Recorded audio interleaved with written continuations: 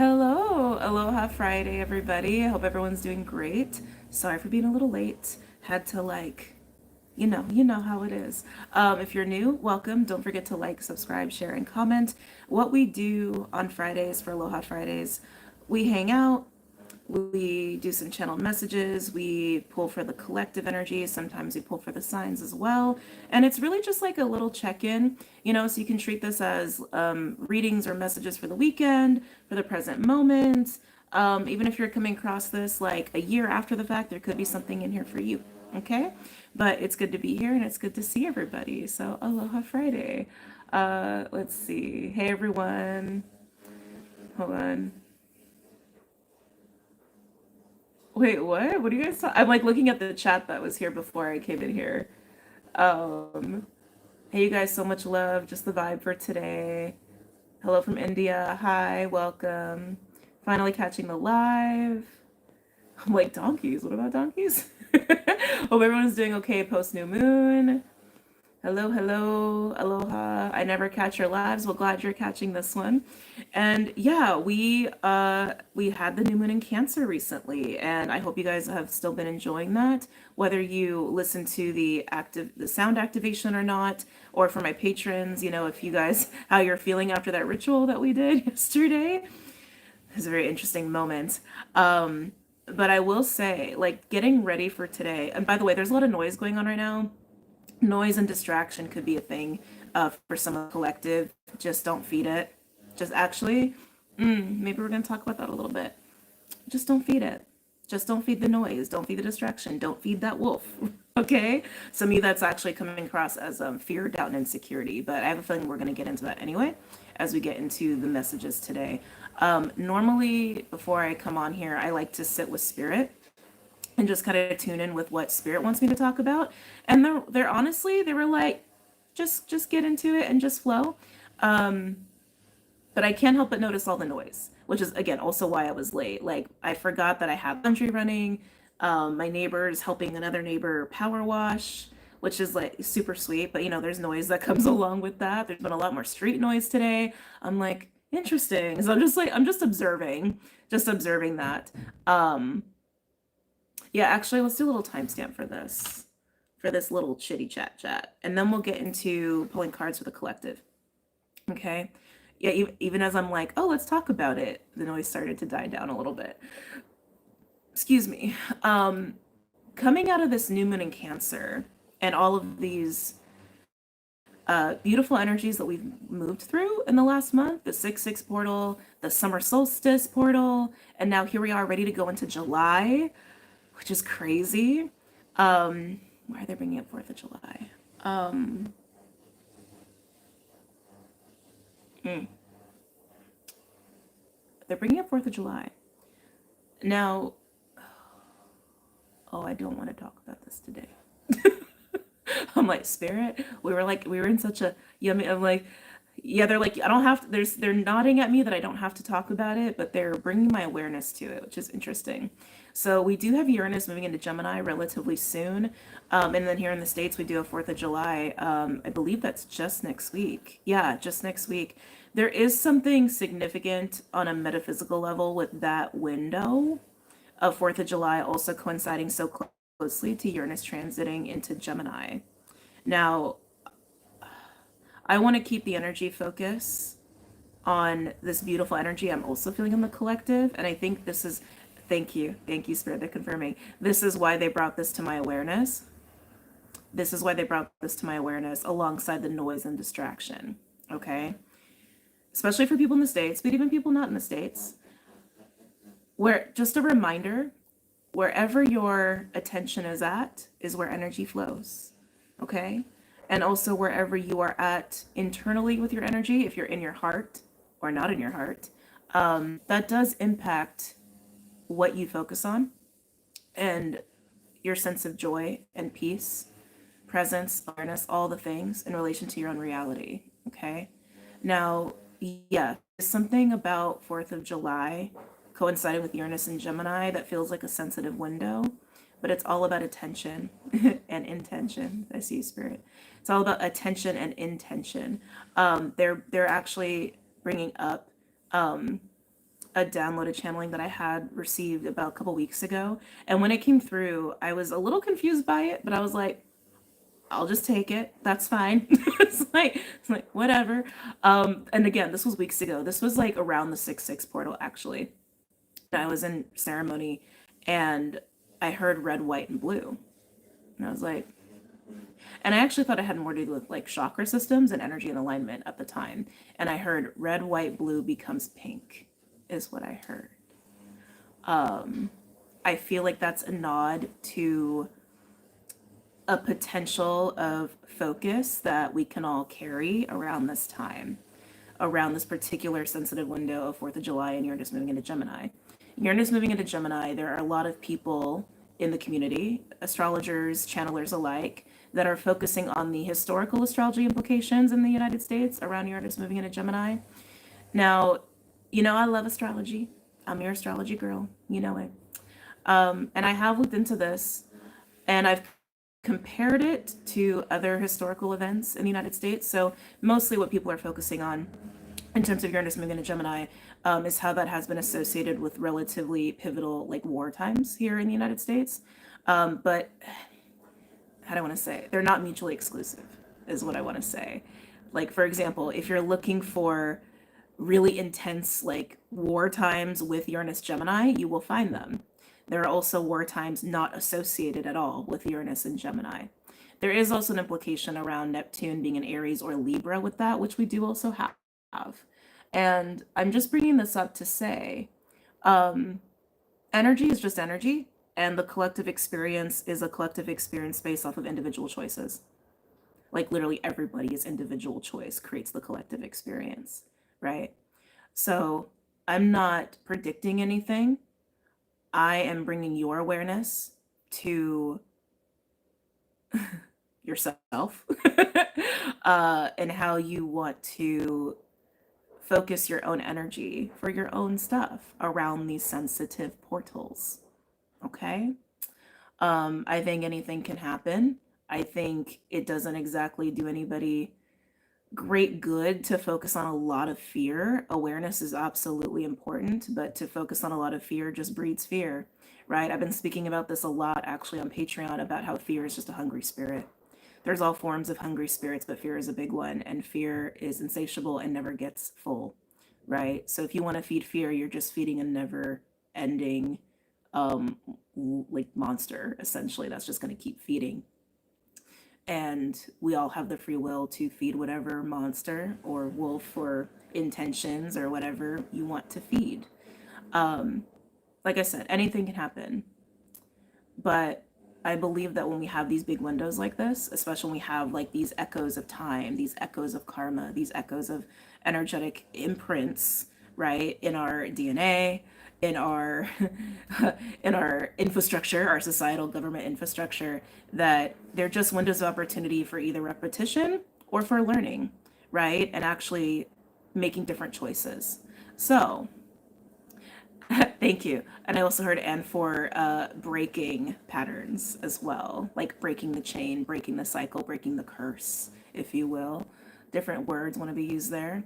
And even that message that came through of red, white, and blue becomes pink, that just felt like when that came through like weeks ago, I was just like, well, that feels really good, right? And I've been speaking to in the last couple weeks about how the summer solstice was the seeding of the matriarchy, right? And to not allow see noise, and to not allow the illusion of fear or the loud noise and distractions to make you blind to that. Just because you can't fully see it in its full manifestation doesn't mean it's not happening, right? Being seeded, seeding the matriarchy, if you will, it's a seeding. It needs to bloom, it needs to be nurtured, it needs to be watered, it needs to have attention given, it needs to have intention given to it individually to create the collective blooming experience of the matriarchy, right? So kind of coming back full circle on that. So however you're seeding that energy or nurturing that energy within yourself, because it is individual, which again makes the collective experience, just have awareness of that. Just have awareness of that. Just have awareness of that. I feel like there's a lot more I want to say on this topic, but I can feel it's not necessary. Maybe for another time, maybe for a podcast episode. But that's what wanted to be spoken on in this moment. So there you go. Let's go ahead and move into collective read here. And then that's a bit of a collective channeling right there. Yeah, let's get into the collective read. By the way, if you're new, all the decks that I use are linked below for your convenience, okay? If you're curious about any of them. I'm pregnant and I can just be full of fear while and I just can't be full of fear while creating new life. Yes, exactly. God, thank you for saying that. I feel like that's something else too. It's like that's been coming up a little bit in the collective awareness, and everyone's a little different. We have a collective experience. We're collectives that make up the collective, right? But I know there's a collective within the collective that has their awareness on women's health specifically is like super big right now. And there's just so much that is either not understood, not bothered to be researched, or just like tucked away as far as like knowledge or information or teachings around like what really happens during pregnancy, what really happens during birth. Thank you, Spirit. I just heard lost knowledge resurrected. Yeah. Ooh, is this another channeling? This is another channeling. Oh, there is a wave coming. Oh, I'm liking this. I'm liking this. There is a collective, a soul pod. There's a soul pod. There's a soul pod. Where that is part of their, I want the right word, Spirit. Oh, essence alignment. That's interesting. The word just wanted to come through, but that word becomes so distorted. And every time a word becomes very distorted in the collective, Spirit tries to give me new words to try to bypass the distorted programming that has developed in the collective consciousness around those words. Essence alignment. That is the essence alignment of a specific soul pod that is rising in the resurrection of lost knowledge around gestation, pregnancy, birth. That's beautiful. Let's come back. Let me do a new timestamp for this. Actually, no, I'm gonna leave that. That feels important. Okay. All right. Any messages or insights for the collective at this time? Let me scooch a little closer. Okay. Let's keep a high vibe today. Yes. Oh, thank you. Thank you. Thank you for saying that. That was something I did feel when I was getting ready to go live with you guys. I was like, I felt this elation. I felt this very like giggly, just super happy energy, like bursting with just happiness. And I was like, wow, that feels really good. It's like, if that's where the collective is at, like, it's a beautiful energy to be in. Okay. Any messages or insights for the collective at this time?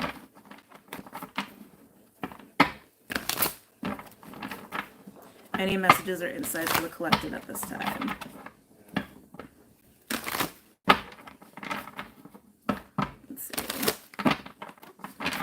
Let's see what Big Bertha has to say. If you're not familiar with Big Bertha, she is a combination deck of the Star Seed Oracle by Rebecca Campbell and Angels and Ancestors. I never remember the creator of that deck.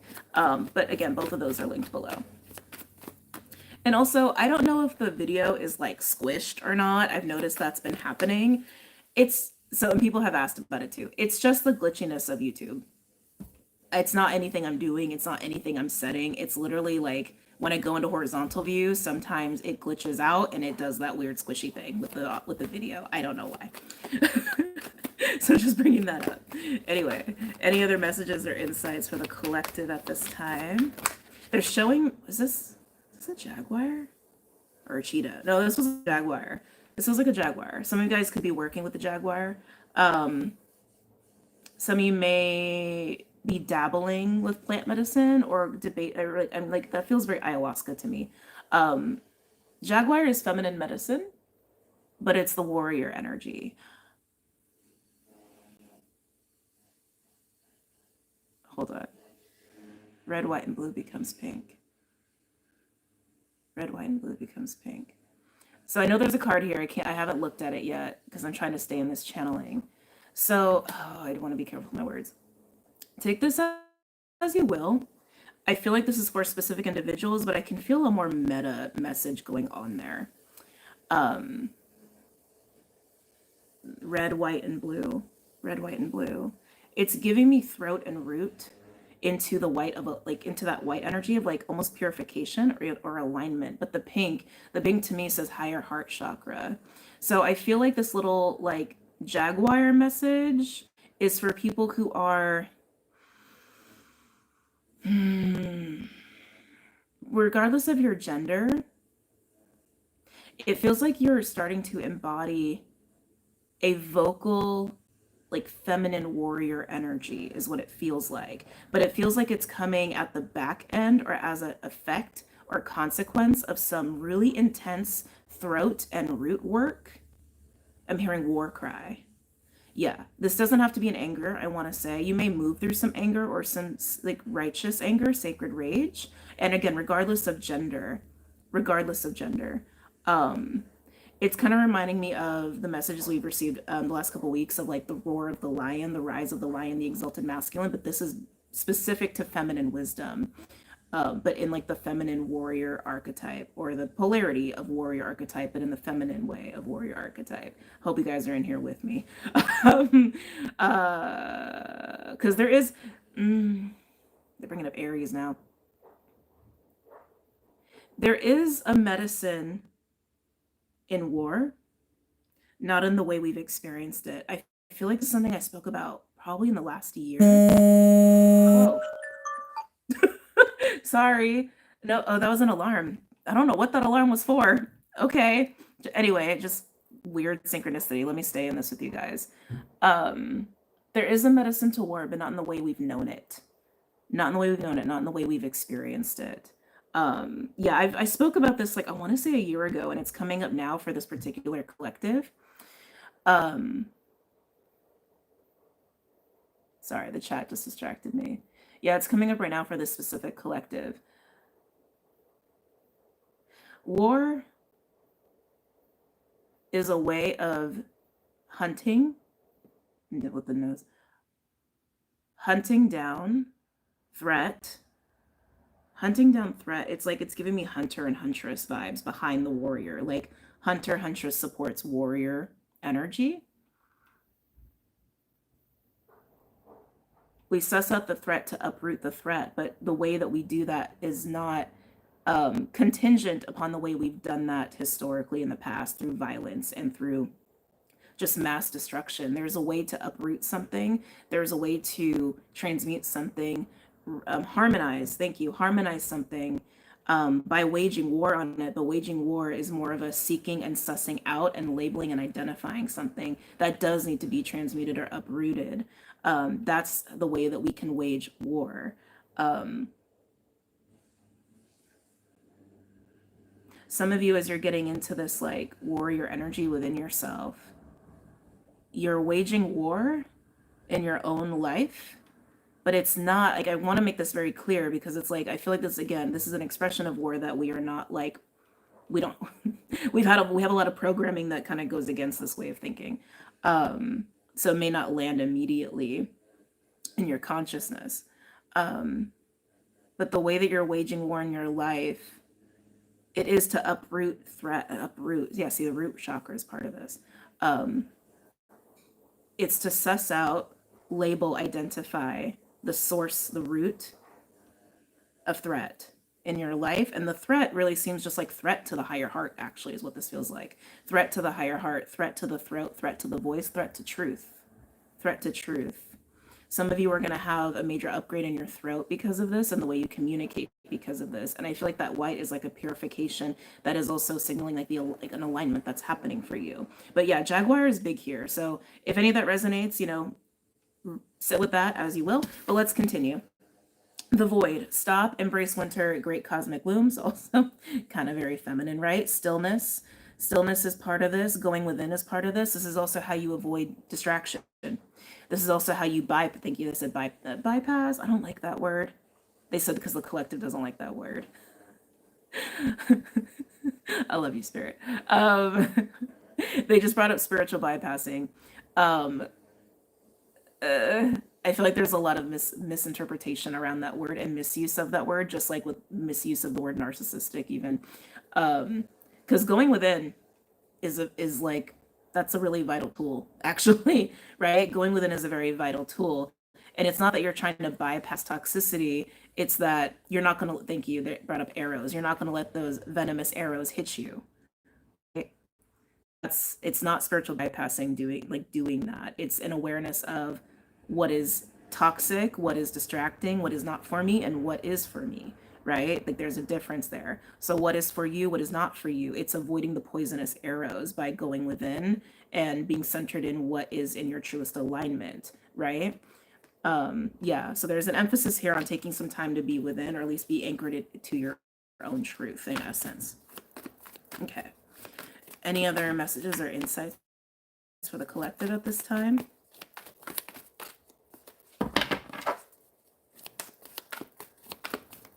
I want to make this clear. They said that more clarity is needed on that message about the arrows. These arrows are external, they're not internal, right? When we go within, we actually, they said this is helping with distinguishing spiritual bypassing. Maybe some people in the collective need to hear this. Maybe you've like been concerned or accused of being like a spiritually bypassing or like gaslit with that term. I don't know. I'm getting like weird vibes off of that. When we go within, that's actually the time where we can face our own tumultuous stuff. We can face our own wounds, insecurities, fears, our own trauma, our own baggage that needs to be transmuted. But going within also protects us from the unnecessary poisonous things of other people that doesn't have anything to do with us, right? So it's like just to make that distinction there. Okay. Let's see.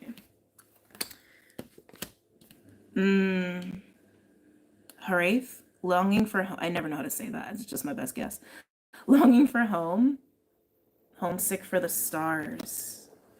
And then we have mountains, stand your ground, stand your ground. Avoid those poisonous arrows, the noise and distraction. I keep getting to, some of you may be triggering people around this time. They keep bringing up 4th of July. It's interesting too, the pink is really standing out here. But anyway, coming back. Going within and then this homesick energy, when we go within like that, we do connect to home. We connect to that feeling of belonging because we're connecting to our own hearts, and through hearts, hearts are portals, right? So we are connecting to spirit. We're also being connected to people that we share that heart to heart connection with. That is our soul pod. That is our tribe, right? So even if you like struggle with homesickness, this is just a nod to say prioritizing that connection within will really help to assist with that and to dance with that, navigate that, transmute that, and anchor into that so that you can come back into home, which is coming back to self, right? And then the mountains will stand your ground. Again, this feels very much like a nod to say, do this to avoid the poisonous arrows of other people and the external and the noise and the fear and the distraction that has nothing to do with you. That's what this feels like. Again, don't be surprised if you trigger people with this, if this is what you're doing or what you're going to embrace, because when we do this and there are people around us who don't, it creates some sort of dissonance and sometimes can create a trigger, right? Because it's like if someone's really feeding off of these hungry spirits, fear, insecurity, doubt, whatever, it creates this like restlessness, it creates this anxiety, it creates this unease. And so if you're doing this, those hungry spirits can't feed off of you. And then they get agitated that they can't feed off of you. Getting into some interesting meta stuff here. So if you're finding yourself around people, like upcoming, whatever, and you're in this space, I just saw a flash of a rebel. That was weird. That was like, wait a minute. So if you're finding yourself in this space and there are people around you who are hungry, right? Again, they may not even be aware as to why they're triggered by you being in this space. It's just their own hungry energy, their own hungry spirits being upset that they can't feed. It's like being super hangry and going to a buffet and not being able to eat anything, right? You're going to get more hangry, right? That's really interesting. I wanted to come out that way. Let's get a couple other cards here for the collective. By the way, if you're here and you're enjoying the video, please hit the like button.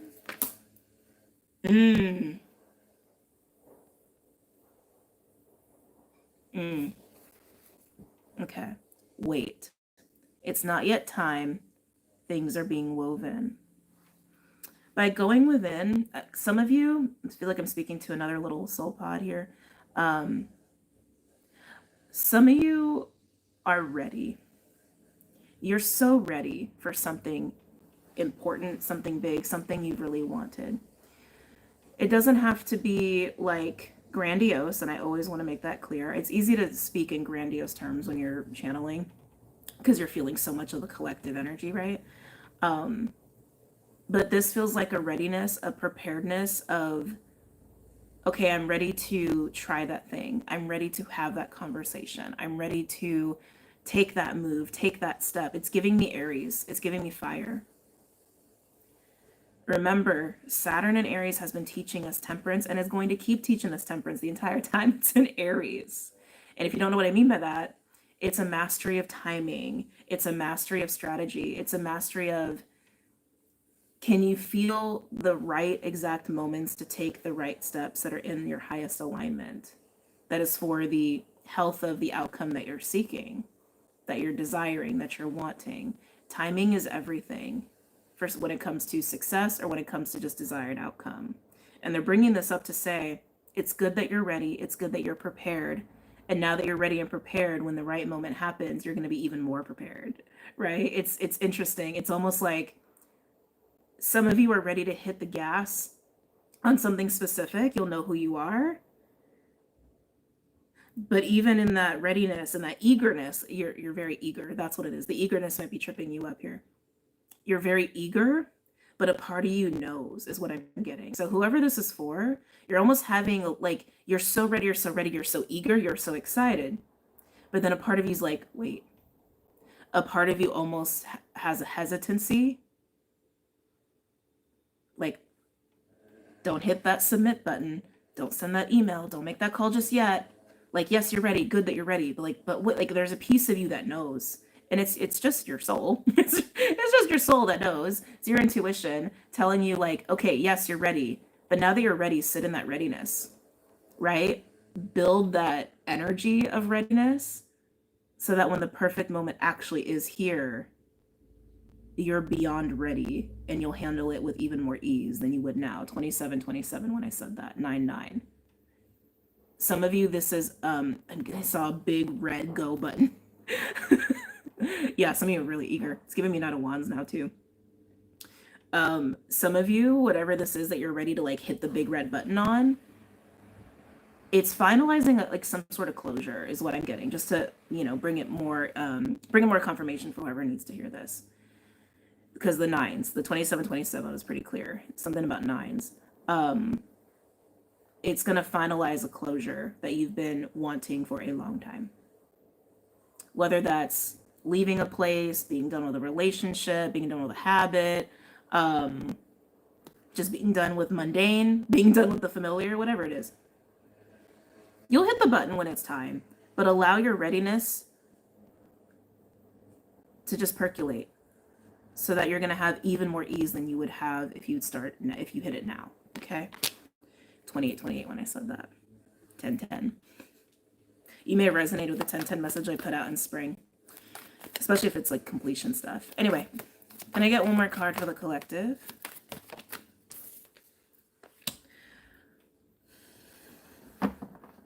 Yeah, I like seeing that. Oh, I got all kinds of butterflies seeing this next card. I remember. Soul plan, the fated life versus the destiny life. So we all know that we have been in a time of remembrance for months now, and we're going to continue to be in this for a bit longer. The remembrance has been coming through between a minor grand trine of Uranus working with Sedna, Neptune, which is also now working with Saturn, and with Pluto working in Aquarius. We're, like I said, we're still going to be in this for some time. And Uranus and Saturn join the party a little bit later. But at the core of it, it's Neptune, Sedna, and Pluto. I've talked to death about this like for months now. And if you're new, I'm sure you want to hear more about it.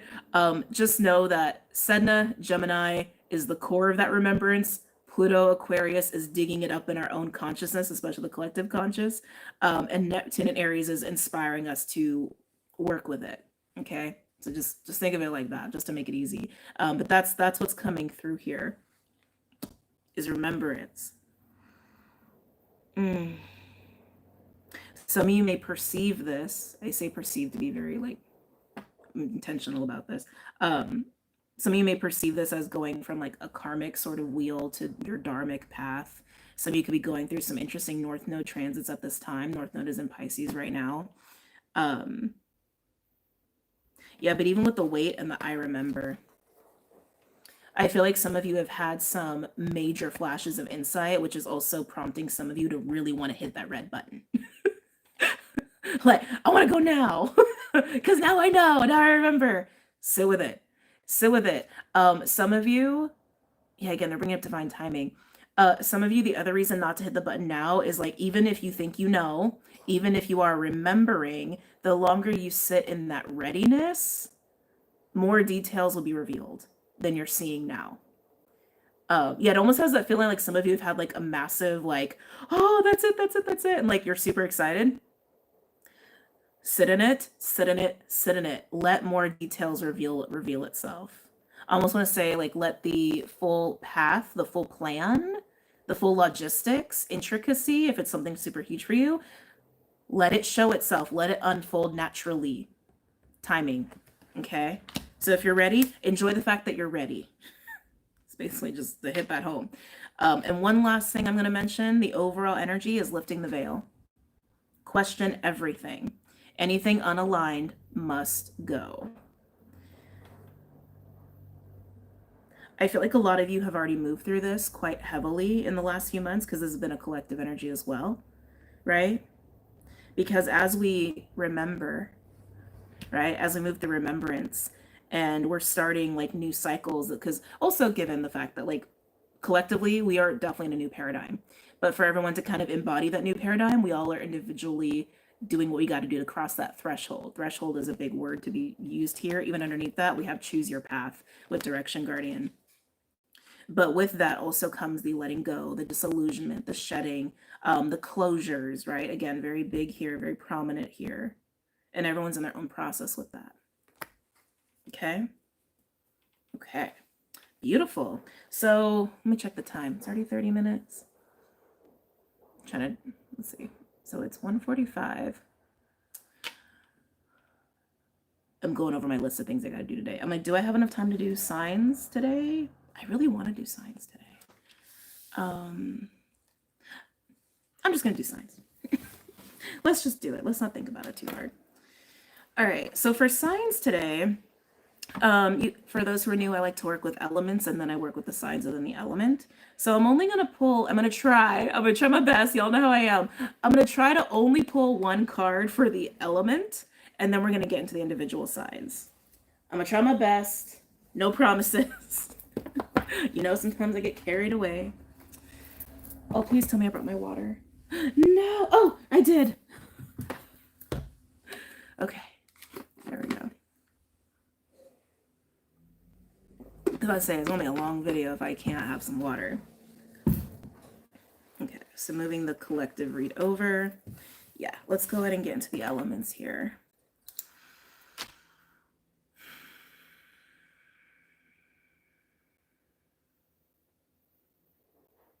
Earth and water, you're talking to each other quite a bit. Or you're trying to. We're going to do earth first. That's interesting. Earth, you're trying to speak to water. Maybe some of you need to hear this. I mean, earth and water go together really well. That's weird. Keep in mind, Mercury is moving into its pre-shadow retrograde phase on June 30th in Leo. And I believe it'll go retrograde mid-July, if I'm not mistaken. I think it's July 11th or 17th. I think it's the 17th. I could be wrong. And the post-shadow ends in August. So Mercury retrograding through Leo is going to be prominent throughout the summer season. They brought up Mars. Oh, why did I not see that before? Why did I not see that before?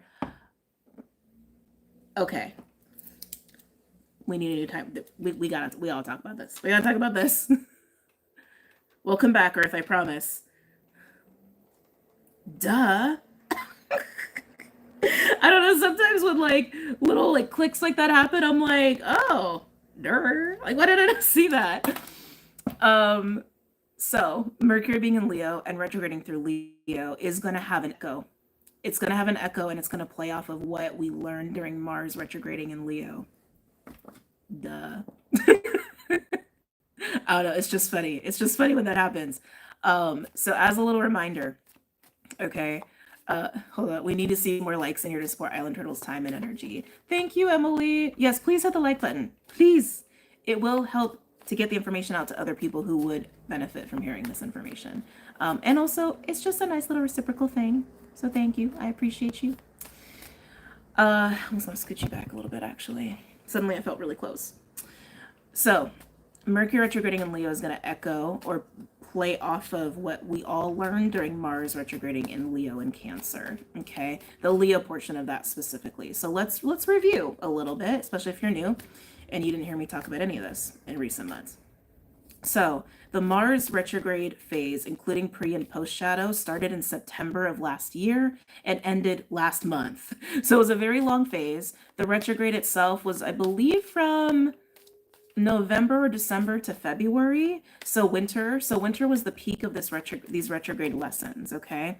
And again, this was Leo and Cancer. But what that whole phase was teaching all of us in our own individual experiences were, themes along the line of, are you able to honor what your heart is wanting, what your heart wants? Are you able to take action on behalf of what provides emotional security and safety, on behalf of what you love, the people you love, what you desire? And even with the Mars Leo energy, it's that Seven of Wands energy, but it's also the heart of the lion as well, Leo, right?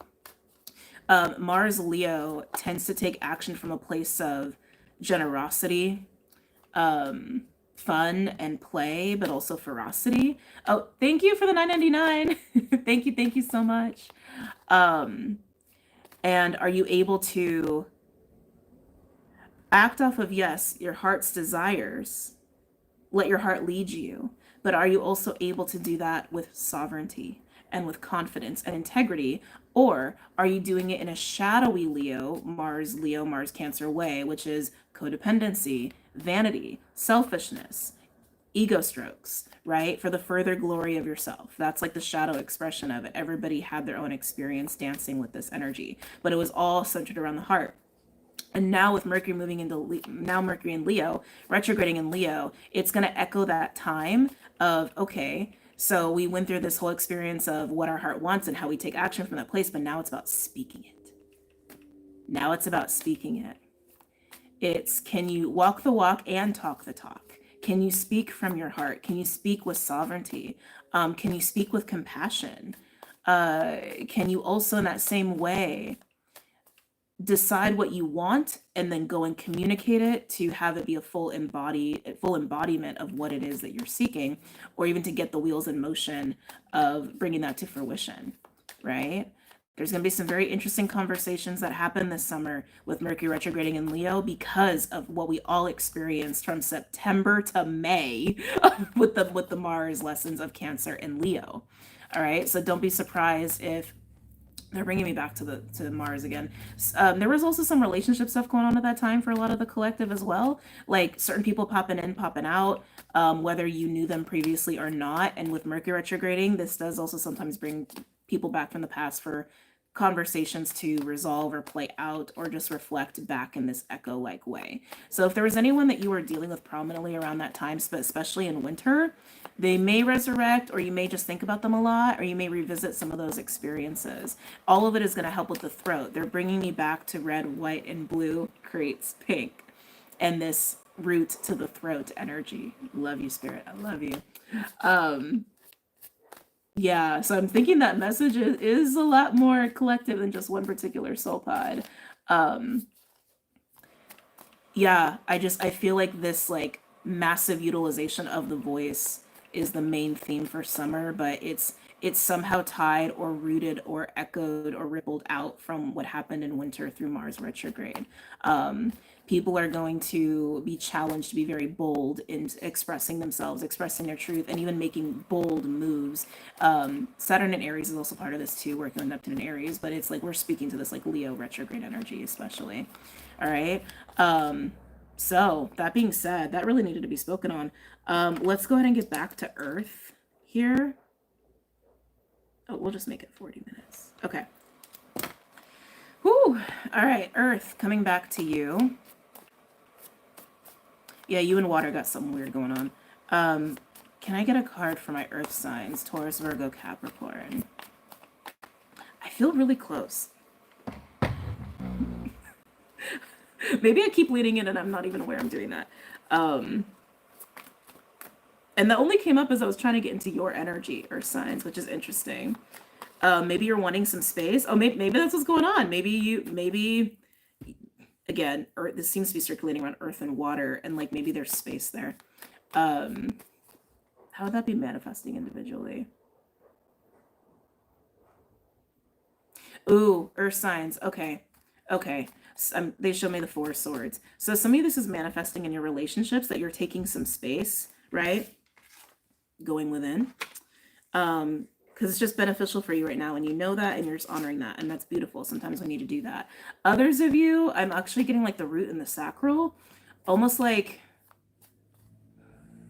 something's not rooting, something's not totally flowing just yet, and maybe this is also why you're taking some time. Yeah, it's like I'm seeing like a thread of energy, and then it just kind of hits a wall. Like it can't fully progress. You could also be doing a lot of root work at this time. This seems to be collective. Also, Cancer is the roots, as I've also mentioned previously. But which is water, right, to your Earth. Okay, Earth signs. Can I get a card for my Earth signs? Taurus, Virgo, Capricorn. Taurus, Virgo, Capricorn. Ooh, the owl. So Earth signs, you're in a very psychic realm right now. The owl is my high priest, high priestess card. It also is also about seeing the light in the dark. So again, it's like you're traversing this like Four of Swords space. You could be having a lot of dreams at this time. Cancer will do that. Especially Newman and Cancer will do that. Yeah, I feel like you are traversing your intuition, your emotional realm, and maybe that's it. Maybe you're actually in more like a watery space, but you can't, like, you're struggling to ground something, or you're struggling to bring something into fruition. I keep getting like root, sacral, even with earth, water, something's not connecting totally there. But Earth signs, you feel something, you see something, you're sensing things. It's giving me strong Taurus as well. And it's almost like you know something will align. Maybe you're just being patient with it, but I keep getting Four of Swords energy with you. Like maybe you're resting a lot. Maybe you're sleeping a lot. Maybe you're meditating a lot. You're just taking space. Okay. Let's go ahead and get into Taurus. Taurus, where are we going with you, Taurus? Oh, you want midnight magic. Taurus, I just felt your heart. I just felt your heart. Some of you, you're almost having a new spark in your chest, a new spark in your heart. They're showing me blue, actually. Again, red, white, and blue. Maybe that's going to be the title of this. Hold on a second.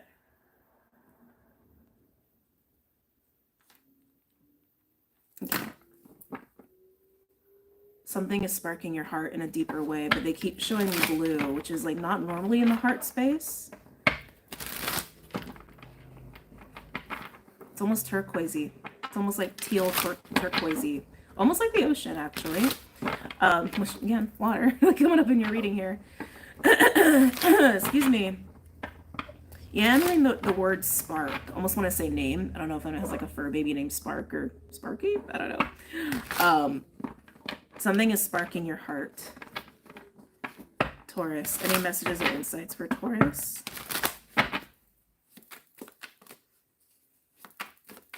Any messages or insights for Taurus?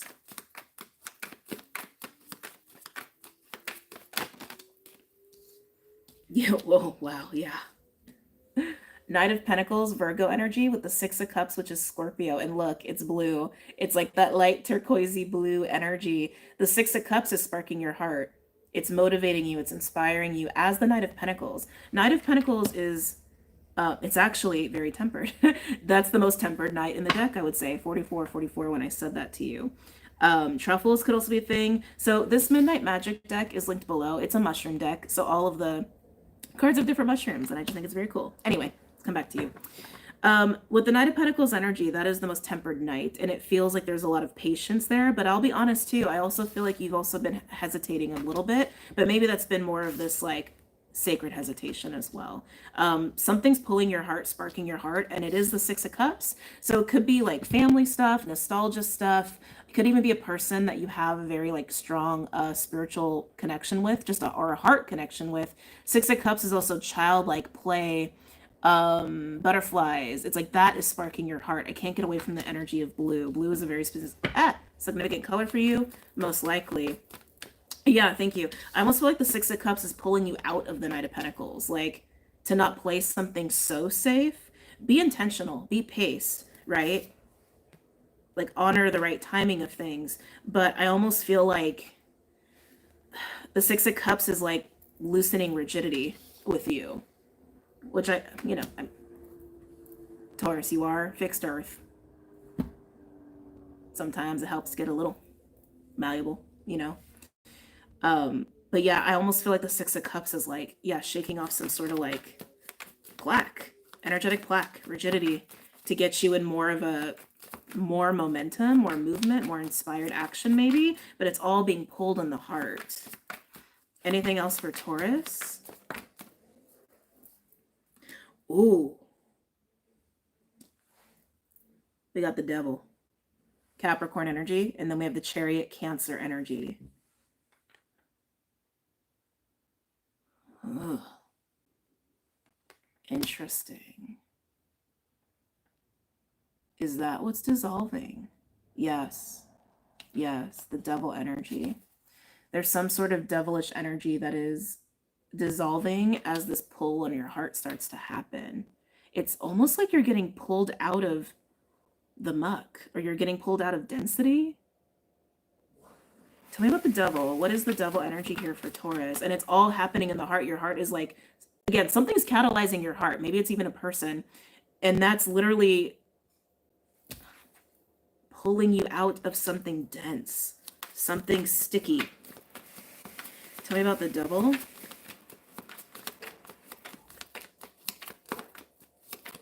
Tell me about the Devil.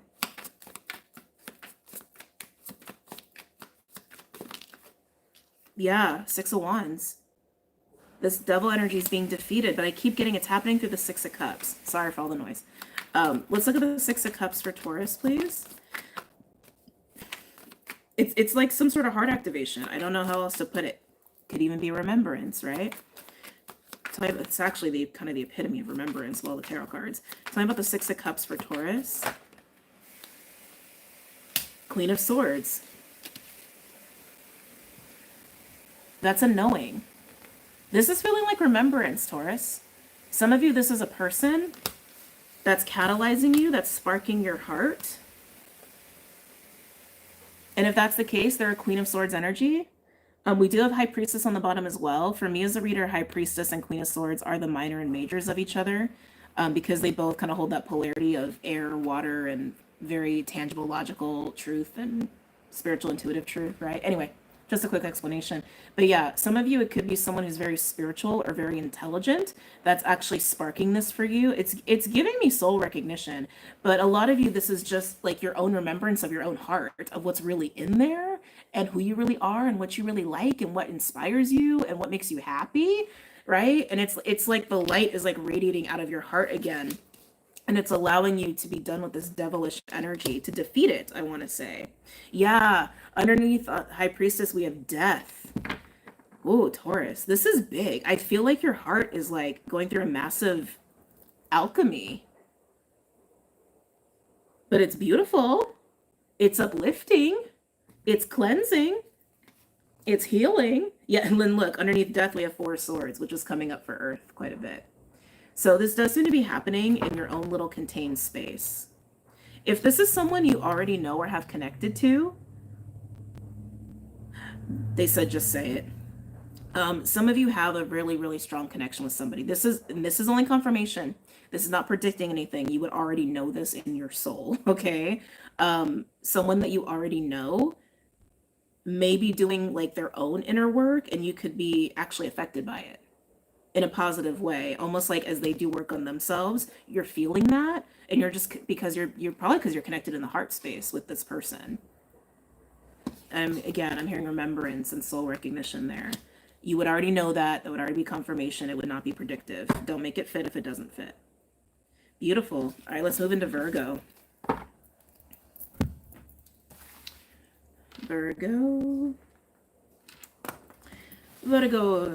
What's going on for my Virgos? Where are we going, Virgos? Rider weight? Okay. Virgo. Any messages or insights for Virgo? I'm getting a restless energy with you. And actually my back is starting to freak out in your energy a little bit. And I'm like, I'm getting a little wiggly.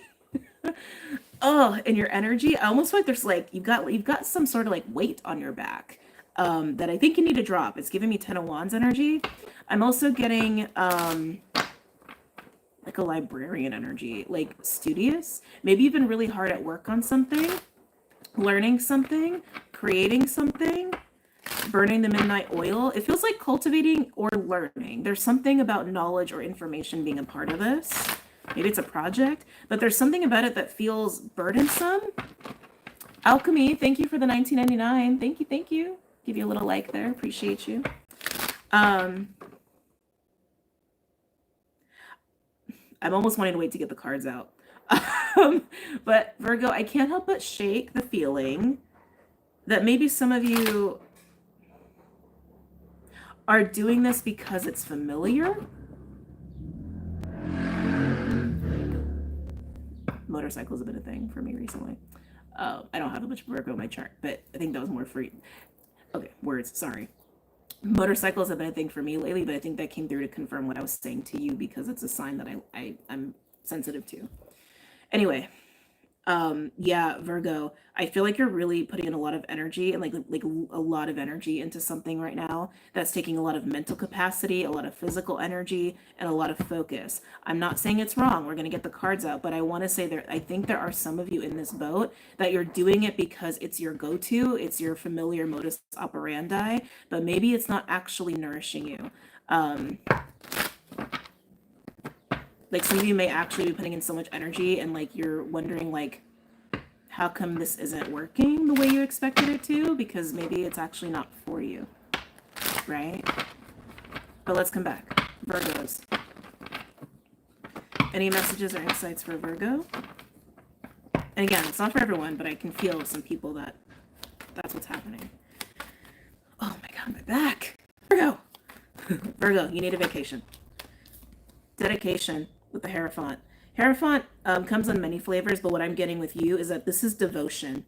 This is devotion and dedication to a code of ethics, to your beliefs, to your values, maybe even to a certain practice, but it's devotion. It could even be a contract of some sort. Okay. Interesting. So I don't read reversals anymore, but this came out in reverse. I'm going to take it upright, but I'm letting you know it came out reverse, which would actually confirm what I was already feeling with you, right? So what you've been devoted to, the question is it as fulfilling as you thought it was going to be? Is it as fulfilling as you were hoping for? Is it your happiness? Is it your wish fulfillment? These are questions worth asking, especially if you haven't been feeling good. If you've been feeling good in it, do your thing. But for those who haven't been, it's worth questioning. And there it is. It's exactly what I saw with you. 10 of Wands. So ask yourself, are you happy in the 9 of Cups? Do you feel free? Do you feel blessed? Do you feel joyful? Do you feel light? Or do you feel like the 10 of Wands? Do you feel like, I can't do this anymore? My body's not happy. My mind isn't happy. My energy feels mucky, but I'm still doing it. I'm still doing it. I'm still doing it. Mic is popping. I'm on a phone. I'm not wearing a mic. It could, you know, sometimes it's also just the YouTube app. So if you go in, if you close out and then come back in, a lot of times it'll fix it. I also have a lot of background noise going on as well. Anyway, so coming back. But yeah, so with the 10 of Wands, right? It's like, are you in the Nine of Cups? Or are you in the Ten of Wands? It's up to you. And that's the thing too, like everything is subject to change. Maybe what you have been devoted to has made you really happy in the past, and that's totally valid, like, it's totally valid. But sometimes things change. Sometimes we need change. And what once made us happy sometimes becomes a burden. Again, these are questions for you to ask yourself if you're finding yourself in this position.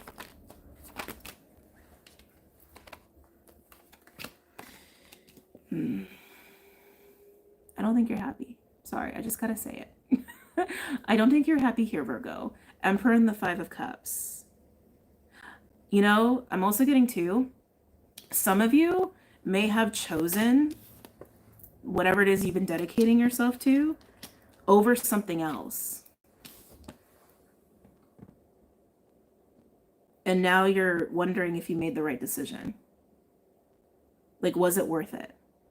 Was it worth it to invest in what you're investing in now, feeling how you're feeling? Or should you have chosen the other thing? That is something that I am getting here. We also have, with the Nine of Cups and the Five of Cups, we have a Four of Cups energy, which is apathy. Sometimes it's boredom. Sometimes it's even depression, right? It's this feeling of like, I'm not satisfied. So Virgo, no matter what the situation entails for you, whatever you are continuing to devote yourself to, an investment, a contract, a code of ethics, I think it's creating a lot of unhappiness for you. And I think it's time to evaluate how to rectify that. So let's get into that. Let's get advice for Virgo on the best course of action here for Virgo. Some of you might have chosen like a personal calling or code of ethics or a job over a relationship. I only say that because the Five of Cups does like to highlight the Two of Cups, okay? The best advice for Virgo in this, please.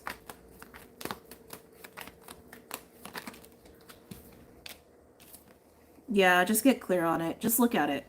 Just look at it. Be honest with yourself. Can I get one more with the King of Swords? And then I'm going to look at the Five. Can I get one more for the King of Swords?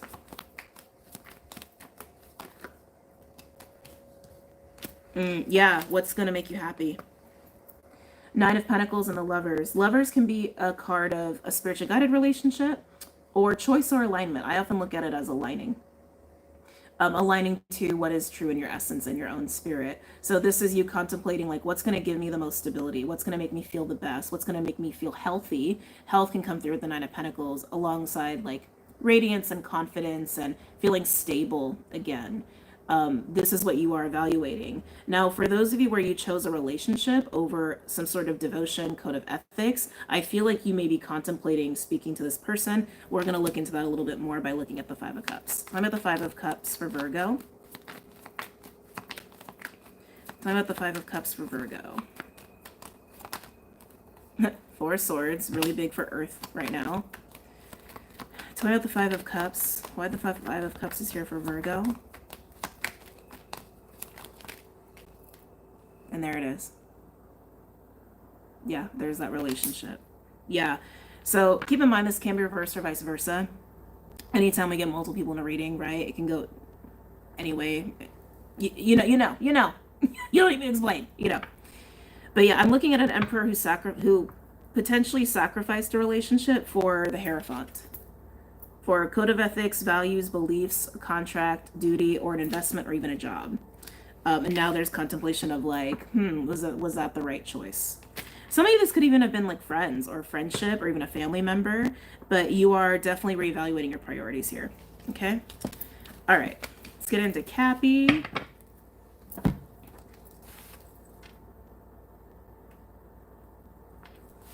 Capricorn. Where are we going, Cappy? I don't know why I suddenly feel like I want to be like, I don't know, gentle with you. Maybe it's because of the Capper. Maybe that's like the Capricorn Cancer vibes right now with all this Cancer energy we have. Going glow in the dark. Ooh, okay. When we use the glow in the dark tarot, a lot of times it's not usually rainbows and unicorns, but we'll see. Let's see what's coming up for my Capricorns. Cappies. Any messages? Yeah, I almost am feeling like, I don't know, like handling you with softness? I don't know. Maybe this is something you're contemplating yourself in your own life and relationships. Capricorn. Any messages or insights for Capricorn? Yeah, the blue's coming through really strong for you. Really strong. I'm hearing serenity. Surrender to serenity. What brings you serenity in your life? Surrender to it. Some of you guys could be working with water around this time. Capricorn. Any messages or insights for Capricorn? Yeah, even like my voice, I feel like is softening with you. Almost like some of you guys could be working with sound. Sound and music. I'm getting like a lullaby kind of energy. Maybe listen to certain like sounds when you sleep, like nature sounds, or I don't know, meditation music, nature, you know, whatever. You know. Any messages or insights for Capricorn? Starting to get a childlike energy. Like I'm starting to get like a Six of Cups energy, but it's coming up really weird. So they brought up the bear, but they showed me like a gummy bear, and they showed me like a teddy bear and a Care Bear. I'm like, okay, child energy, but around bear. It's interesting. Ooh, Cappies. We got that's a strong card. We got the Fool. You're jumping off the cliff. You taking a risk. Are you ready to take a risk? Maybe they said the bear. Thank you. Some of you guys have been probably in that Four of Swords energy for, you know, whatever it is you've been needing to reflect on, recover from, or just kind of take in your own space. But that childlike energy, like the Care Bear, the teddy bear, the gummy bear, that gives me the Six of Cups energy, and it's reminding me of the Taurus reading a little bit, where Taurus, you're feeling this like spark in your heart. But Capricorns, I think you're past that moment and you're leaping. Some of you are running with your heart. I heard running with the wild. That's interesting. There's Cancer. There's the heart. There's all that blue energy. Yeah. Wow. Yeah, Capricorn, something with you and Taurus. Which Uranus is in Taurus. It's finishing out in Taurus, so I would check your charts. And obviously, if you already have Taurus in your... If you already have a Taurus placement, you have a Taurus placement. But let's come back. Let's not get sidetracked here. This is so intriguing.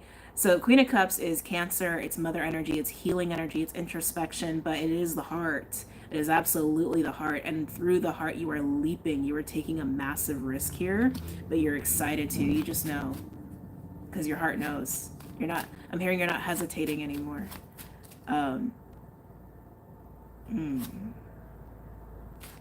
Sorry, let's come back. It's a really nice energy. Interesting. So we have the Eight of Pentacles. Why is the Eight of Pentacles here for Capricorn? Why is the Eight of Pentacles here for Capricorn?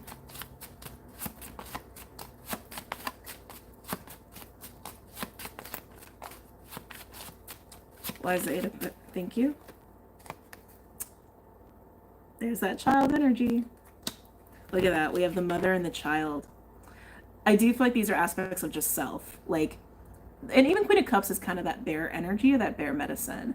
So again, Capricorns, just to kind of come back full circle, I feel like you were in a Four Swords space to like meditate, recover, reflect on some things. And out of that reflection, you're embodying this very childlike, excited, carefree, fearless, I'm going to follow my heart because my heart never lies. The heart never lies and never lies.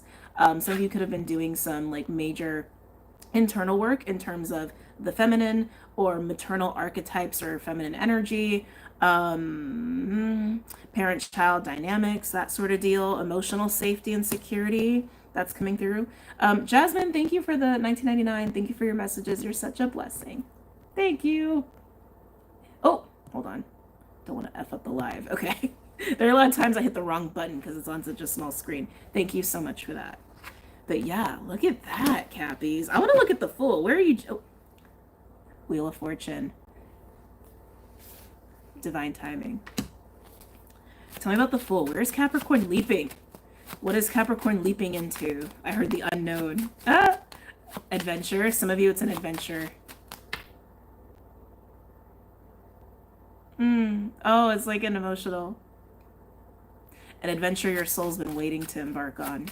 Oh my God. Okay. The Fool. Talk about the Fool. Interesting. Two of Swords. Yeah, but you've already seen clearly Nine of Wands and the Ace of Swords. So I feel like this is what you were probably reconciling in that Four of Swords mode, because having the Ace here says you've made a choice out of the two. Right, the Two of Swords, I often look at it as holding two conflicting truths, and you need to just choose which one you want to align to, is how I look at it. Sometimes you can see it as like a polarity thing. Either way. Your moon could be Libra, not necessarily, but that Nine of Wands, you had to let it go. Thank you.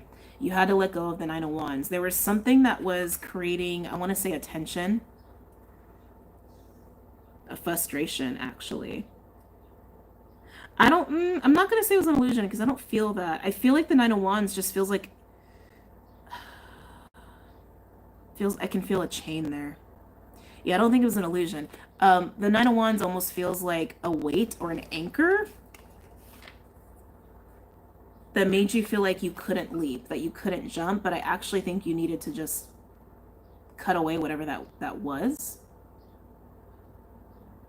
Whatever it was, it made you feel like you couldn't move. Like it's like a stuckness, but more frustrating than anything. But when you do that, if you haven't done it already, that's when you leap off the cliff. But tell me more where they're leaping. I'm just excited for you guys. Where's Capricorn leaping?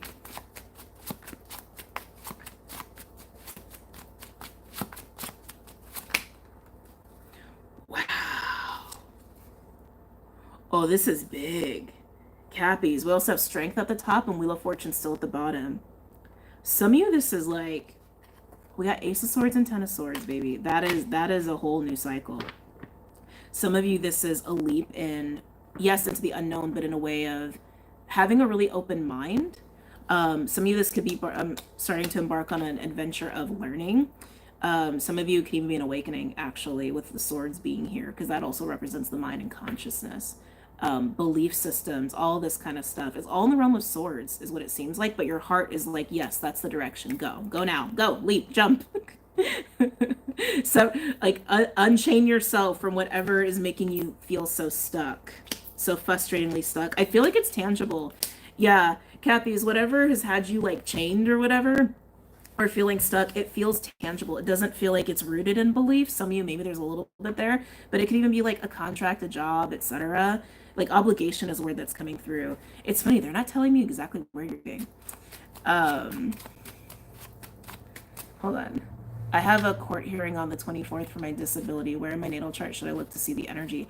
Ooh, a court hearing. Ooh, there's a few things I would mention. I would definitely take a peek at your 9th house and your 10th house. They relate on the getting into court hearings and then coming out of court hearings. I would actually take a look at your nemesis too. I would take a look at that.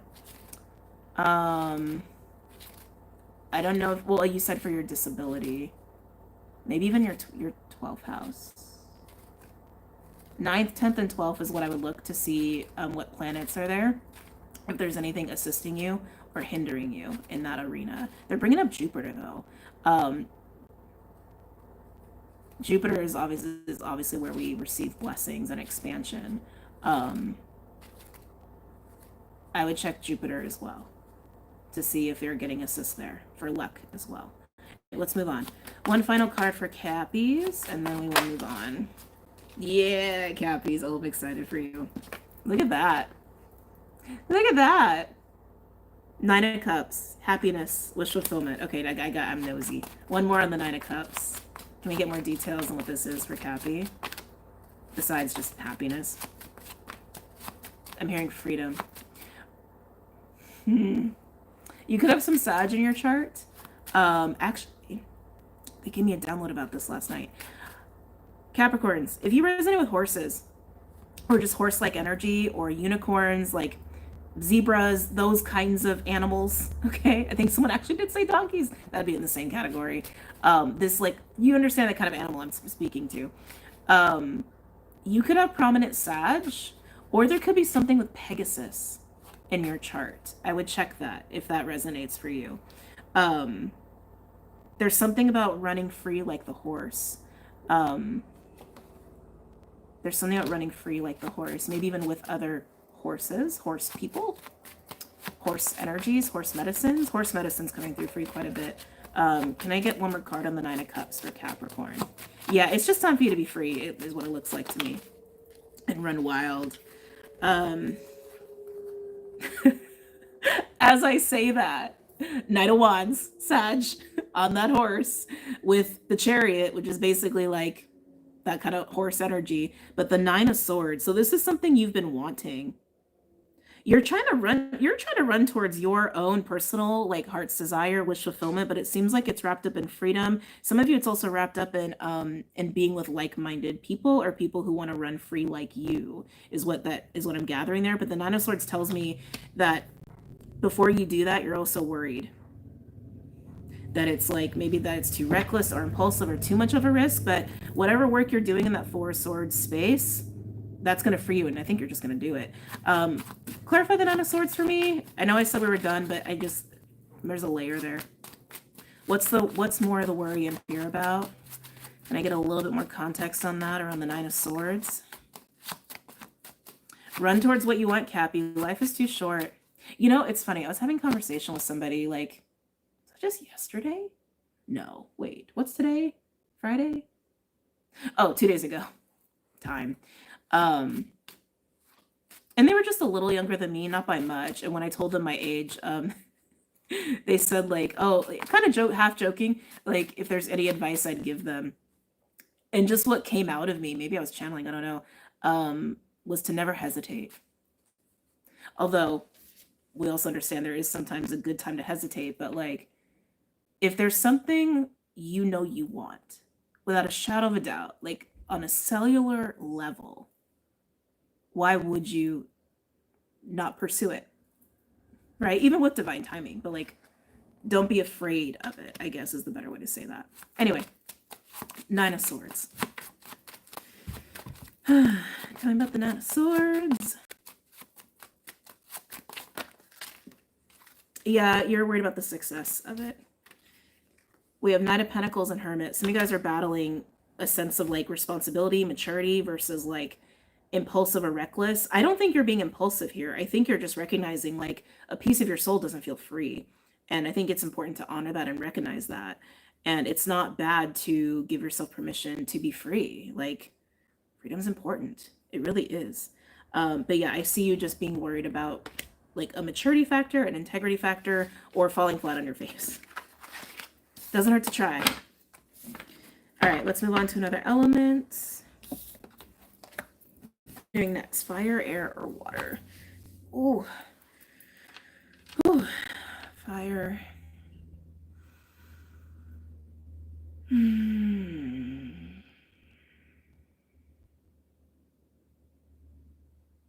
It's interesting. I was tempted to go to water because earth and water had something, but air, you just pulled me in. So let's go with air. I'm actually hearing interference. Interesting. Maybe you're dealing with a lot of noise and distraction. Air. Can I get an animal card for air for Gemini, Libra, Aquarius?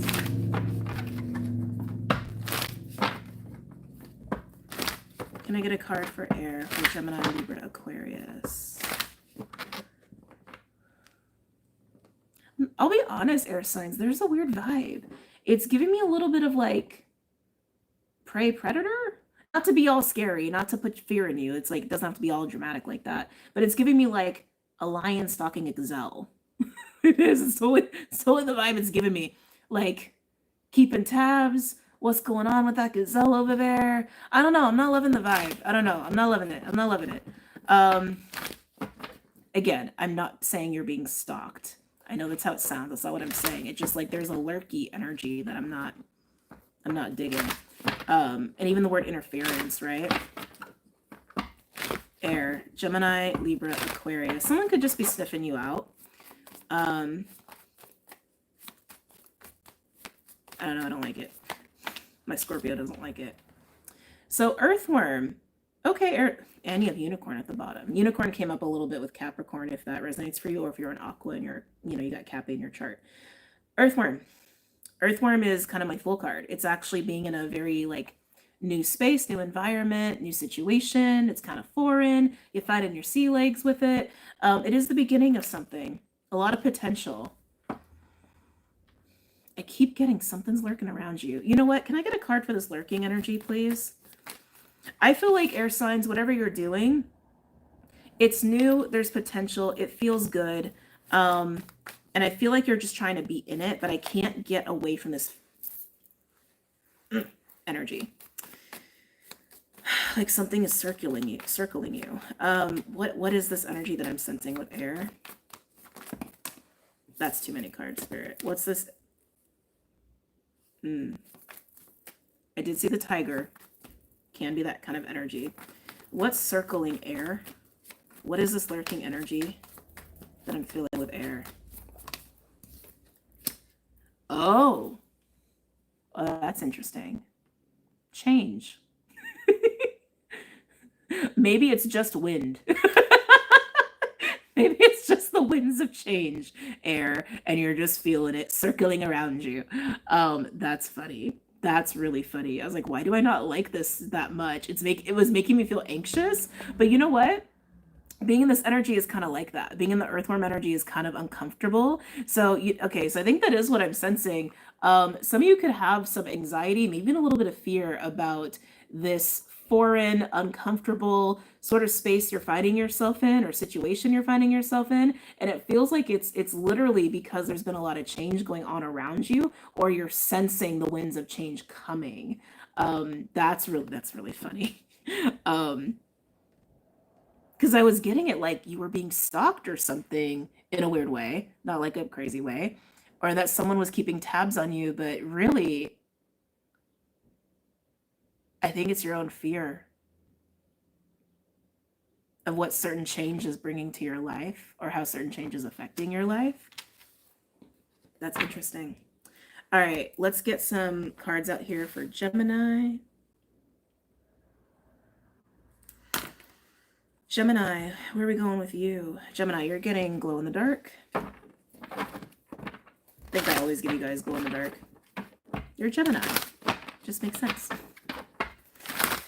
Gemini, any messages or insights for Gemini? Literally, my neighbor stalked me, Aloha. I mean, you could be sensing that maybe someone does have like their eyes on you, or they're watching you, and that could be making you feel like that could leave you feeling uncomfortable, right? That could absolutely be the case. It doesn't have to be a bad thing, but I can tell you're uncomfortable with what you're sensing. Change or a person, either or. Gemini, any messages or insights for Gemini?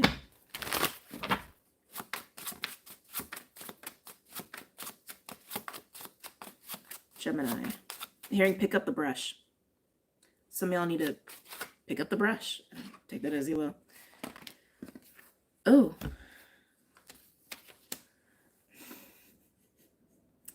Your first card is the Seven of Swords, Gemini. Aquarius energy. Judgment. Temperance and the Eight of Wands. It's time to be very direct is what I'm getting with this. It's time to be very direct. It's time to be very transparent. It's time to be in it. It's time to go. It's time to almost take charge, which is kind of weird with the Temperance being here, but that's how this feels. Judgment is being called on the Seven of Swords, right? Seven of Swords can be shady ass behavior, but Seven of Swords can also be like lurking in the background, maybe trying to be a little hush hush about something, keeping something close to your chest. It doesn't always have to be ill intended, but what I'm getting here is like judgment is coming in. Spirit is coming in, that nudge is coming in to be like, yo, you need to not be doing it like that anymore.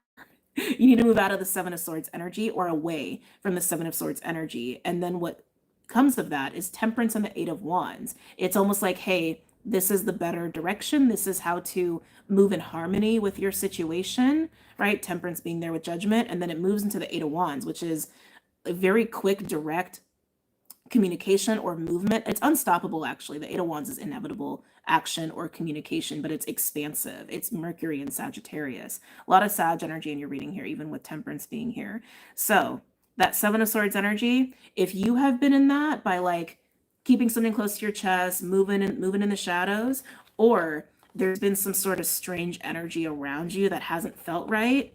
It's time to do something about it. It's time to change that up. And I want to say again, it's time to be very direct and very action oriented and no, like transparent, and don't hold back on that. Tell me about the Seven of Swords for Gemini.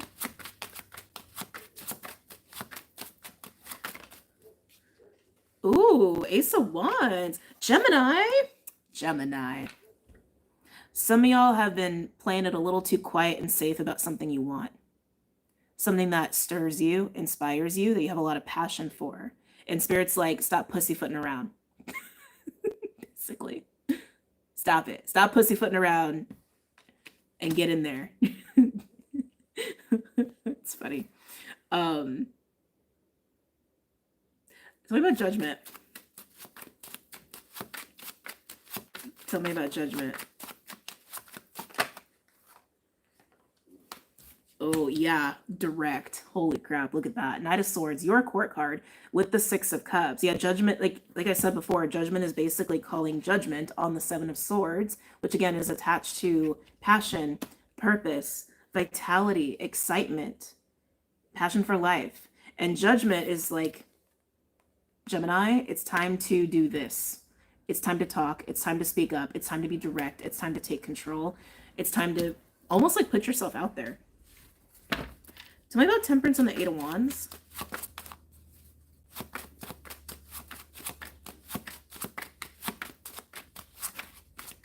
Tell me about Temperance and the Eight of Wands. Wow, yeah.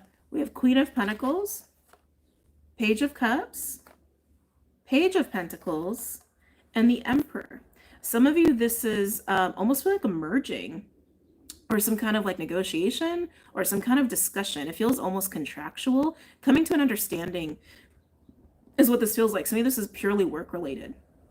Like this could be you talking to your boss about some things that are needed, some things that you want, right? That you haven't been super direct about. Maybe you've been trying to, again, move in the shadows, and the Spirit is like, no, you need to be fully directed in the light about this, which is actually more like Geminis that I'm familiar with. But the two pages almost feel like the two pages talking and speaking about something, getting something right, hearing each other out, again, getting on the same page. Some of you, this could actually be about mending something with Temperance being there, because Temperance is healing, and Judgment also has that like flavor of karma to it as well.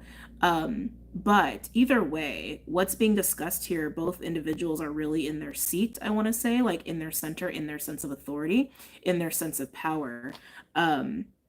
Some of you, this may even be like getting talks going about a collaboration or a project to get underway. I keep getting like a purpose behind this. Some kind of intent or purpose or creation is behind this. There's also, I think a lot of this is work related or monetary related. If it's family related, is this family Spirit, is this family related? Yeah, some of you it is. Ooh, if it's family related, it almost has this flavor of like who's actually going to be in charge of certain things that affect the family. Like who's going to be in charge of finances, who's going to be more of the matriarch or patriarch of a family situation or dynamic. Some of you, this is oh, interesting. Some of you, this is talks between partners, business partners, or like maybe you're married. Yeah, and it's like it's getting something on the same page, especially if you have children or grandchildren involved in this. I just heard 11. Maybe there's a child or grandchild that's 11 years old. Something about the number 11 here. 11 could be a thing for you as well. Yeah, even with Nine of Swords and Six of Cups, feels like conversations even about family or kids or the past or family patterns. So yeah, just to reiterate, if this is family oriented, I mean, it's getting the power dynamics in a family situation ironed out, especially where there's children involved or grandchildren. That was very specific. And if it's work related, it's getting the money right. It's getting needs and desires met and the money situation ironed out. I almost feel like you're standing up for yourself here, Gemini. It's beautiful. And some of you I could see like getting some sort of just being on the same page with a friend, even if that's how that applies to you. All right, let's move on. I just heard boundaries, Gemini. Boundaries, important for some of you. Libra.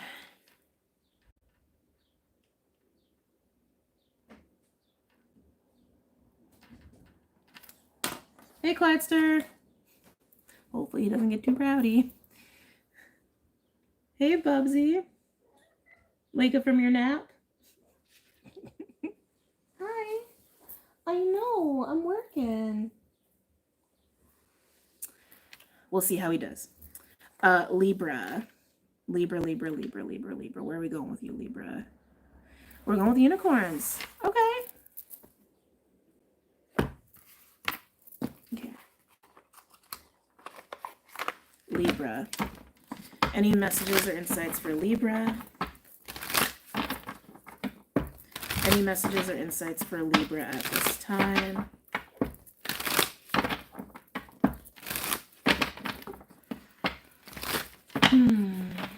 What's going on for Libra? So Libra, they're bringing up some plants. Rosemary's coming up, but there's another one. They're showing it to me. Is that laurel? Maybe that's laurel. It's like a fern-like plant. But you could be working with nature at this time. Okay? Not necessarily, but it's just something that's coming through. Libra. Ooh, that was fast.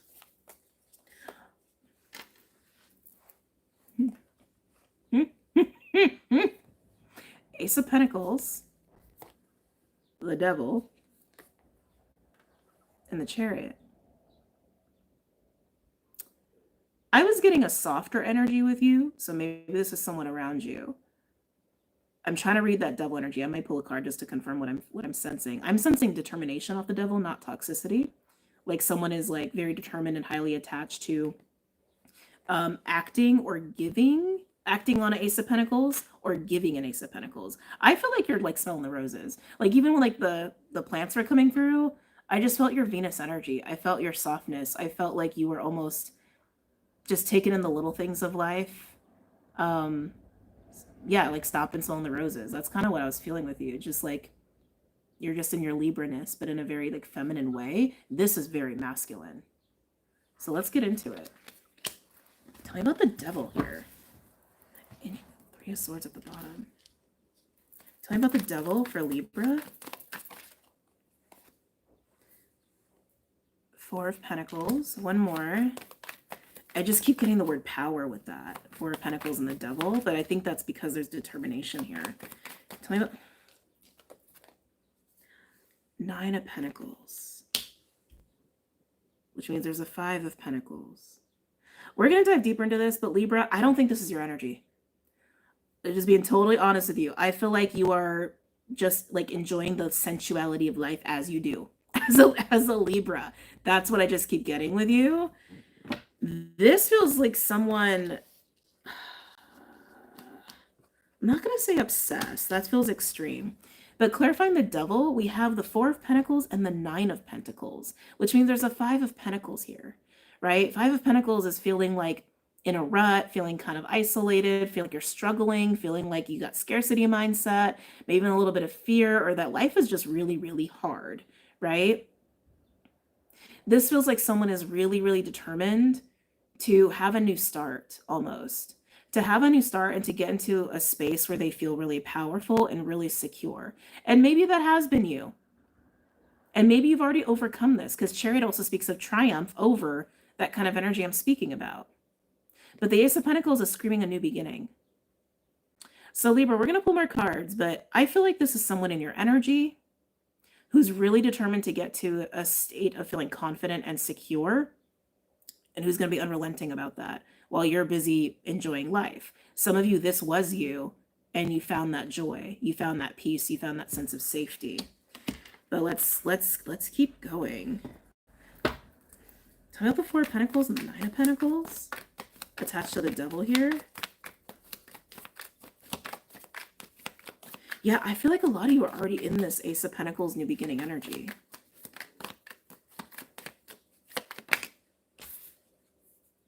Yeah, Hermit and the Four of Swords. That's confirming that someone's like wanting to have some sort of stable beginning for themselves where they feel secure and they're unrelenting about it. But the Hermit and the Four of Swords says that they're trying to figure that out. Tell me about the Chariot.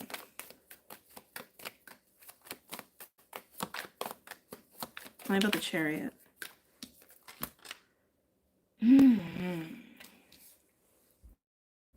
communication with the Knight of Swords. And again, determination again with the Five of Swords on the bottom. Yeah, I don't think this is you, Libra. I think this is someone who knows you. I don't think this is you at all. Tell me about the Knight of Swords. Maybe this person wants a new beginning with you. It is the season. Yeah, giving. Six of Pentacles. Yeah, okay, yeah. So Libra, you got someone who is so fixated on your energy that I can't even get cards out for you. I can only get cards out for them. They are really, they're thinking a lot about you. I didn't think this was going to turn into a love read, or maybe it's not. Well, there's no cups here, actually, so it's interesting. There's no cups here. There's only swords and pentacles. That makes me question this energy, actually. All they're thinking about is stability, security,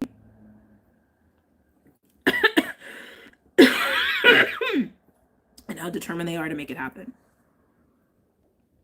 And I don't know who this is to you, Libra, but I don't see no cups down here. And I don't see no wands either, which means there's no love and there's no passion. There's only thinking about pentacles and the material and their own communication and plans around it. I don't think this is you. But in their mind, their way to success is talking about this with someone, probably you. Okay. Tell me about the Six of Pentacles. Wow. And Five of Wands. Maybe they feel like you're hard to get to. Maybe you got a lot of people around you. It's like, in their mind, they're determined to do it, but they also look at it like they're going to have to struggle or fight to make their way to you. Tell me about the Ace of Pentacles.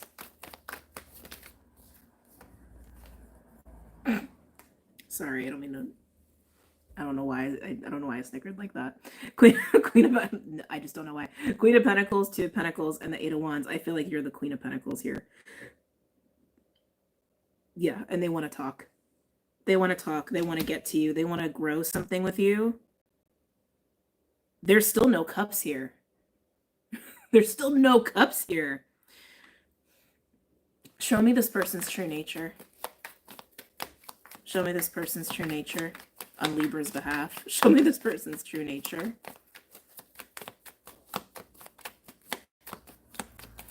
Show me this person's true nature.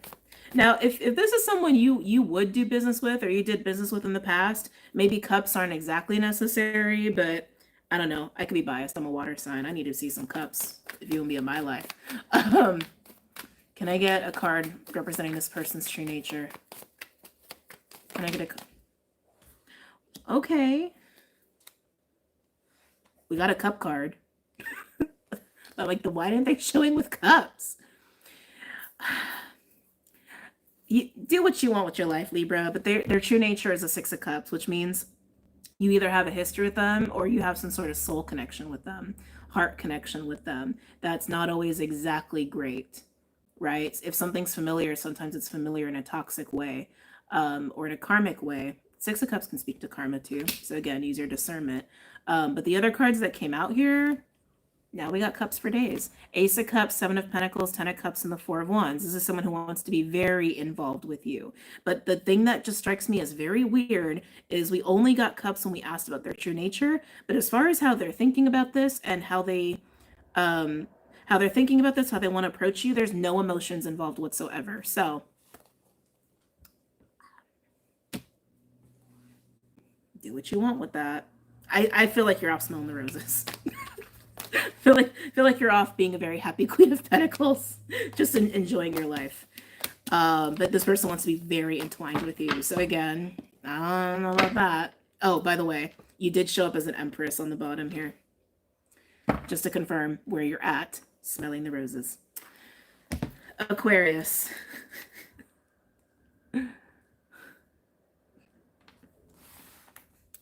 Some people don't need cups. They don't. I need cups. Aquarius. Sorry. That was such a weird reading. Aqua. Where are we going with Aqua? Oh, we're going to go with Midnight Magic for Aqua. Okay. Aquarius. Wholly deeply feel this. Not necessarily a bad thing, especially if it's pure business. Yes, true, exactly. And I did mention that. So again, use your discernment. Aquarius. What's going on with Aquarius at this time? Any messages or insights for Aquarius? Ooh, Aquarius. Ooh. Getting Father Sky with you. Which screams Uranus to me, which is you. You could be having synchronicities at this time around the color blue. Blue's coming up. That come up in Earth as well. Again, you could have Cappy in your chart if you're Aqua. Lightning, thunder's coming up. I'm liking this. I'm liking this a lot. What's going on with Aquarius? It feels so mysterious. And like the energy feels like charged, like electric. Aquarius. Any messages or insights for Aquarius? I almost want to like speak hushly.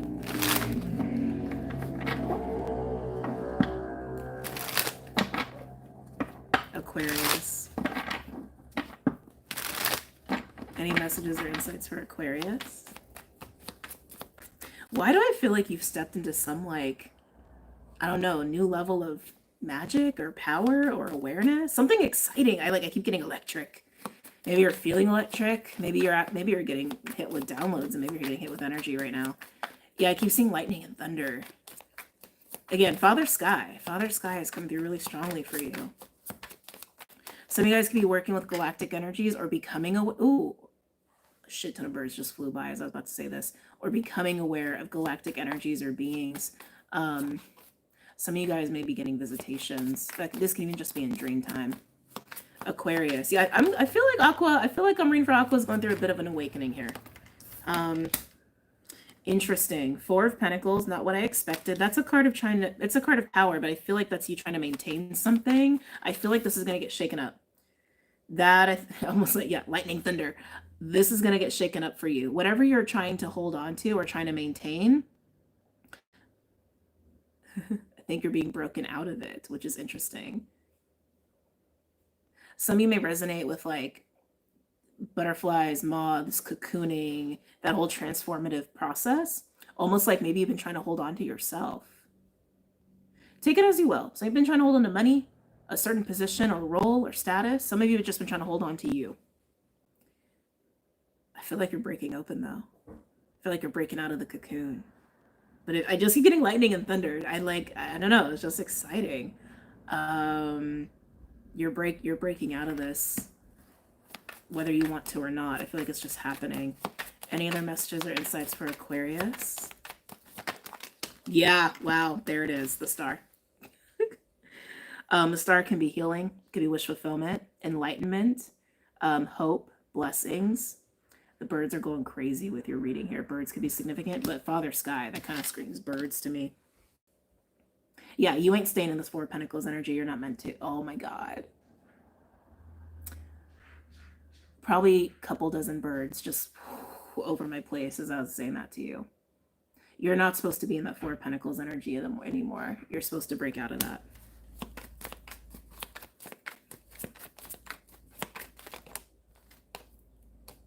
Interesting. Discomfort. Three of Swords can also be pain and heartache. It's Saturn, Libra.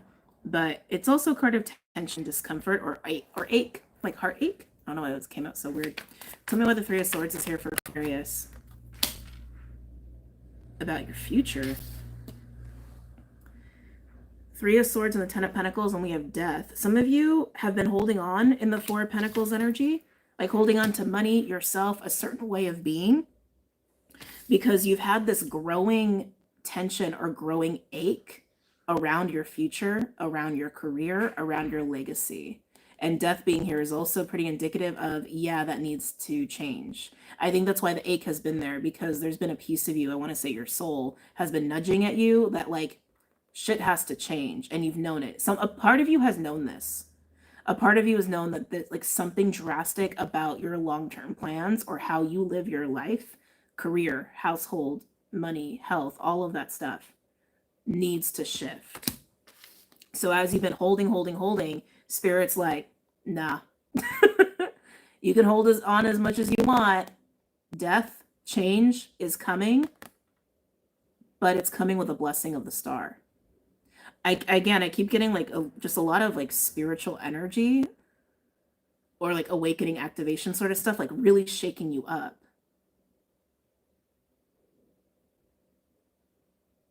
Too small. Too small. You've been thinking too small. You've been seeing yourself too small.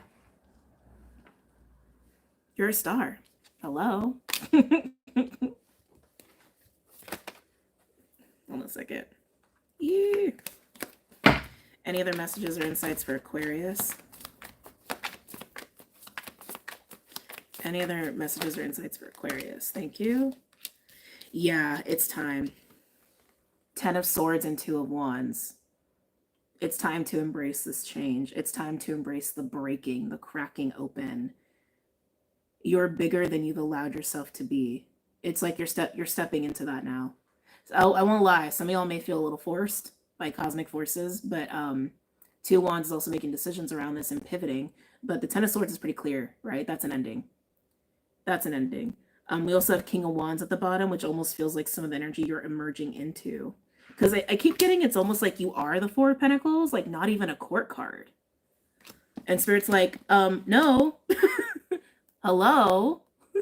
Rise. Yeah, I just heard rise.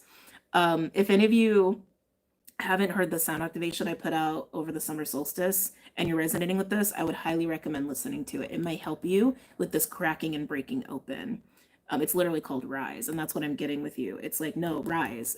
Thank you. Rise, lion, rise. You're Aquarius, but Leo is also your complement, right? So it's interesting too to see Aquarius and Leo on the board here. But it's time. It's time to break out of the 4 of Pentacles. It's time to step into, well, who you really are. Some of you, this is about your confidence. I mean, it's actually about your power. Yeah, look at that. 9 of Pentacles with the King of Wands. This is you taking up the full space of you. Yeah. Tell me what's coming after this 2 of Wands here for Aquarius. It's time to believe in yourself more, Aquarius. Any other messages or insights for Aquarius? The Hermit. We do have Knight of Cups, which is interesting. Ooh, with the King of Cups. I'm being nosy.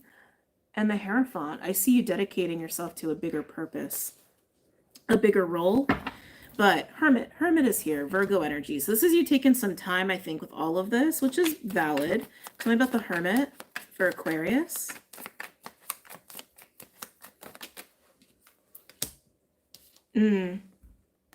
Six of Wands. So I see you taking the time you need to take to find victory in this, to navigate this and not hide from it anymore, to embrace it. Yeah, we have Hangman on the bottom. It may take a little time. Tell me a little bit more about this for Aquarius.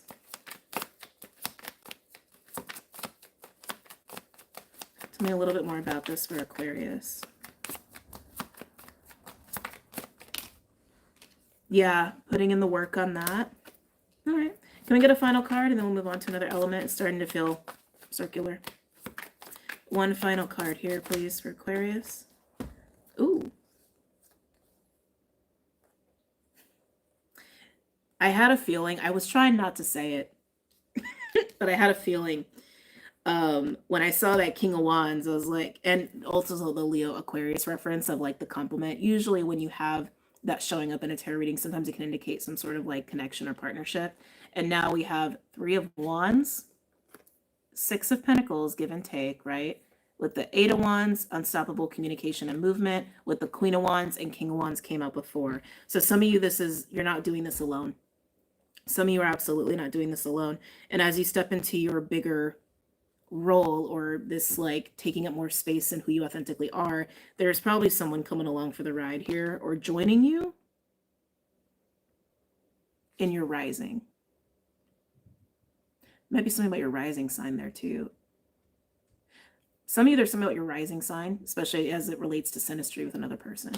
Not for everybody, but I just see that. Yeah, some of you, there's someone meeting you in your rising. It's exactly how they want to say it. It's interesting. But only after you actually start the process of rising. Okay. Moving on.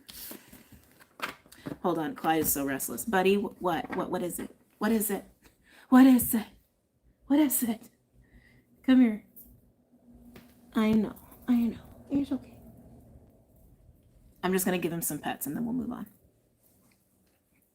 Just to hope he'll settle down. We'll see. All right, fire or water? Ooh, I guess water is going last. Okay.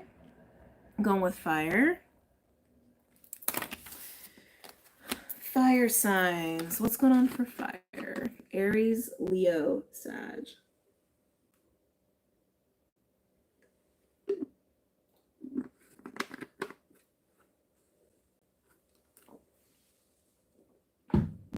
It's a very weird message coming through. I'm just going to say it how they're giving it to me. You're wearing gold threads. Maybe you're wearing a lot of gold. Maybe you're wearing gold jewelry. It was weird. They showed it to me almost like a, I guess that's called a cape. And it was like all these like hanging, straggly, like golden threads. Almost like the kind of energetic threads I see when I'm looking at energy or when I'm looking at grids and things, but it's like they're not attached to anything. They're just attached to you, but they're just like hanging out. Oh, some of you guys, this could be about wings. And as I split the deck, we have Phoenix. Okay, interesting. Can I get a card for fire signs? Just tuned in and it's hitting. Thanks for your gift. You're welcome. Don't forget to hit the like button though. I appreciate it. Others appreciate it. It's appreciated. Okay, fire. Any messages or insights for my fire signs? Can I get a card for fire, please? Yeah, it's an interesting visual. Can I get a card for fire?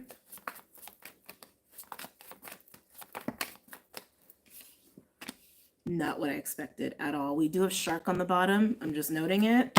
That's a perceived threat, whether it's real or not. Okay. But your cards, this came out sometime recently. Like the second I put it on the screen, I was like, wait, I've seen this before. I've seen this exact pair before, and I want to say it was on YouTube. It could have been Patreon, but I think it was YouTube. Please remind me, was this in the weekly or like the last Aloha Friday? I know I've seen this pair like sometime in the last 2 weeks. I know I've seen these two cards come out together. And if memory serves, it was almost like a being guided or being ushered in, or like one of those readings where every message is just target. Yeah. Leaving embers behind as I walk away. It was the weekly. Yeah, I'm like, whoa, wait a minute. Deja vu. Fire signs. Okay. So I'm gonna try not to relate it to that message, but I won't lie. Like it definitely obviously reminds me of it. But something from that old message that did come through was that being ushered in.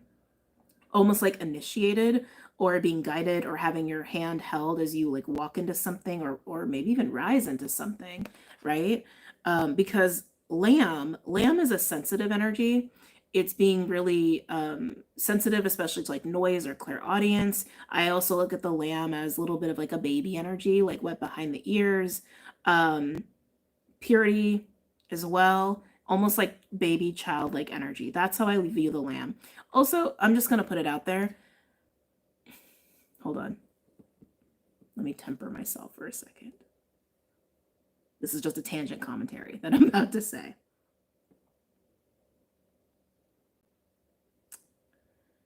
If you're going to watch readings on YouTube, respect the readers. Okay? Just respect the readers. You're not the one reading. You don't know how they read. You don't know how they work. And if you are a reader and you're watching readers and you're like, I don't know, correcting or judging their interpretation, I'll be honest, I think you got some work to do. Okay? You got some work to do on your own projection. It's just rude. It's just rude and it's just not cool. I had a comment somewhere in the I don't know time, somewhere in the last 2 weeks. And it's like, I'm an intuitive reader. I'm a channel. And yes, the people who make these decks have their very specific interpretation of them. But I am an intuitive reader, okay? And just because a card comes out doesn't mean it's exactly going to be aligned with the author's interpretation of that card, because I am conducting this space and I am conducting this energy and I am channeling the messages that are coming from God, okay? Not from some book that I'm going to be reading out of. So if you're going to watch readings and you feel the need to correct the reader, check yourself, is all I'm going to say about that. Anyway, let's move on. So, sorry, just had to say it. So we got Lamb and we have Wolf here. Wolf, for me, as a reader, comes in a lot of medicines, right? Like Wolf can be a rogue wolf energy where we go and we have our little sojourns and we come back to the tribe to share what we've learned. It could be a student teacher energy. It's also an energy of wisdom. It's also a medicine that helps us with soul retrieval, shadow work, that kind of deal. This wolf also speaks of rising up to the occasion to take on a role within a certain group or community. Okay. And I just can't shake the feeling of like, some of you may be experiencing that whole like being ushered into something, rising into something. Thank you. Yeah, they are confirming. It's like rising up into the proper role. So this is kind of like reminding me of the Aqua reading that actually we just had, which Leo was coming up quite a bit in there. Okay. Some of you may feel like you're maturing, actually. Some of you guys could be going through a Saturn return. Saturn is in Aries right now. And I see that too. Like where we go through the first 30 years and then the next 30 years and the next 30 years, right? It's like that maiden, mother, crone, just speaking in terms of the feminine, but right, these like massive milestones of maturity, of development. So these are different flavors I'm getting here, fire signs. So I'm kind of curious to see how this is going to play out in your readings. But yeah, let's do that. Oh, I just got one more. Some of you are walking with your inner child now. That's really nice. That's really nice. Okay. Aries.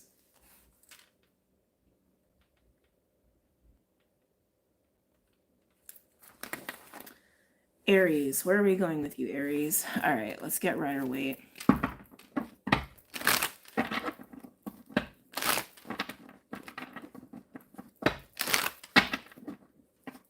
Any messages or insights for Aries at this time?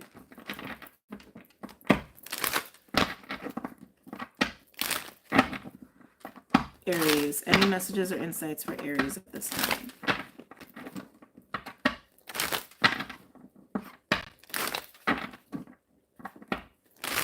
What's going on for Aries? What's going on for my Rams? And I'm really feeling that Saturn energy with you guys. What's going on with the Rams here?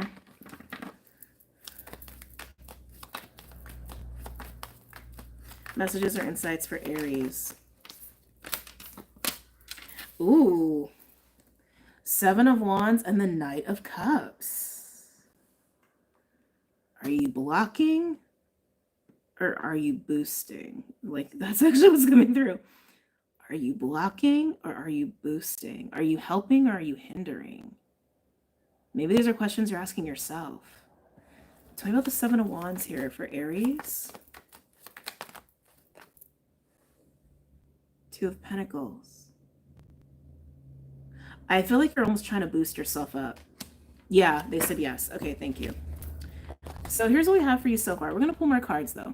So Two of Pentacles, the Seven of Wands, and the Knight of Cups. I feel like you're trying to get yourself motivated. You're trying to like be your own cheerleader, almost like rev yourself up to get on your horse and to take action here on something. Could even be to speak, but I feel like it's more action oriented than communication oriented. But I feel like with the Two of Pentacles and Seven of Wands, it's like you're kind of wondering if it's time, if you're ready. And then the Seven of Wands, I feel like, no, I can do this. I can do this. I can totally do this. I'm Aries. I can do this. I can do anything. Right, Aries? You can do anything. Okay. What is this pursuit of the Knight of Cups for Aries? Ooh. Oh. I see you, Aries. I see you. We'll talk about it. You're pursuing what you want. In typical Aries fashion, your desire, your heart's desire, and also your, again, passion with the wand here, with the phallic symbol here. Ace of Wands is also a card of purpose. But the reason it's also like you're kind of needing a little bit of a boosty boost of your own confidence is because we do have the devil on the bottom. And the reason I kind of laughed is because devil and the Ace of Wands together, that's the epitome of just like insatiable desire, insatiable lust or passion or want for something. Sometimes it's like, it's also that feeling of being so stirred or aroused, like you can't focus, you can't think, you can, like, you're breathing all heavy. It's like that kind of energy. Yeah, it's interesting. Whatever this pursuit is specifically, whether it is in the realm of like a sexual pursuit, of yours, you want it so, oh, I just got disconnected. You want it so bad that it's like, it almost makes you feel kind of weak. Like, you know what I mean? It almost makes you feel like jello because you want it so bad. Again, also you're almost needing like to stabilize yourself before you pursue this. Okay. It's kind of funny. Keep in mind, Aries, this could be someone who wants to maybe even pursue you, or someone in your field who's going through this. Tell me more about the Ace of Wands and the Knight of Cups for Aries. Some of you may feel very protective over someone. I'm getting that vibe as well. Oh yeah, look at you. Chariot and the Ace of Pentacles with the Three of Pentacles on the bottom. You're going for this. And I just think that's really cool. Again, very typical Aries. Again, you're needing to like really boost up your confidence here to do it. We have Empress on the top as well, but you're doing it and you're not holding back. And the fact that we have the Ace of Wands and the Ace of Pentacles, not only, actually even the Cup, because the Knight holds the Ace of Cups. So your heart is in it, your soul is in it, and you're ready to make it a reality. Tell me about the Ace of Pentacles and the Chariot. Let's see how you do this in the physical. Tell me. Thank you. Oh, yeah. You're pursuing somebody. I see it. We have the Sun with the 10 of Cups. No, the Sun. Whoa, the Moon. Interesting I said the Sun, though. Sun and Moon vibes. The Moon. That's so weird. I'm like feeling more of the Sun energy, though. That's because of the pursuit. Okay, we'll talk about it. The Moon, not the Sun. 10 of Cups, the 3 of Cups, the Queen of Cups, and the Queen of Wands. This is desire for fun, celebratory, loving connections. And maybe even one connection in particular. Okay? Queen of Water and the Queen of Wands, that's very steamy, that's very fun, that's very nourishing. Right? But here you are actually pursuing that. But this is why the Sun energy was coming through, because you have been feeling this, maybe even sitting on this like silently for a while, but you moving into the Chariot and the Ace of Pentacles, this is you bringing it to the light. This is you bringing it from what's hidden to what is seen, right? From the Moon to the light, to the Sun. You understand what I'm saying? Very interesting. Okay. I mean, Aries, that feels very clear and direct. Let's see a potential outcome as the energy stands now. Not taking that. Potential outcome for Aries as the energy stands now. I think you're going to be fine. Something tells me you're going to succeed here. 2 of Cups. Yeah. We'll get one more to confirm. That looks like 2 people coming together. Can you elaborate on the 2 of Cups, please?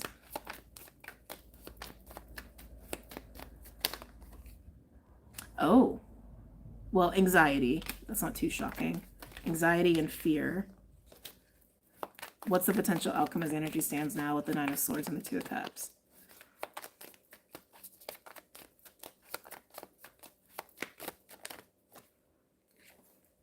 Three of Wands. So as energy stands, we have King of Wands and 6 of Wands here. Again, Aries, I think you're going to be successful. Obviously, free will is a factor here in all parties involved. But as the energy stands, I see that you're not on the horse just yet. You're still percolating on this because you're really worried about the outcome. But I'm telling you, go for it. Seems to be the theme of today. Especially with the 6 of Wands showing itself and the King of Wands peeking out with the Queen of Wands on the table. Go for it. Go for it. Well, no till you try. But yeah, I see you needing to boost yourself up there. Get yourself prepared. All right. Leo. Oh, we'll just do 2 hours. Make it easy. Leo. Where are we going, Leo? We're going unicorns? Okay. Leo.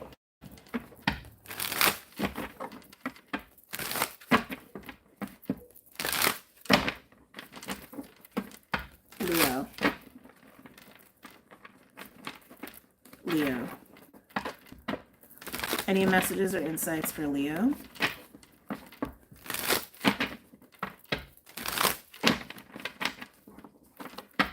Leo. Any messages or insights for Leo?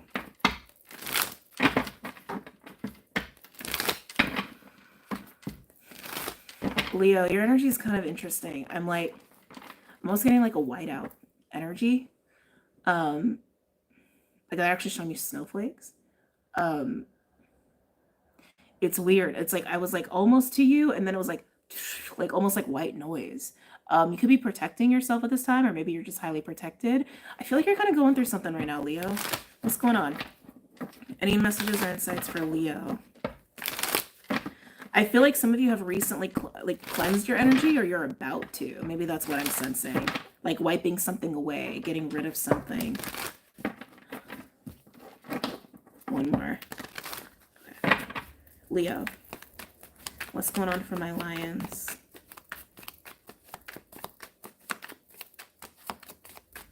What's going on for my lions, for Leo?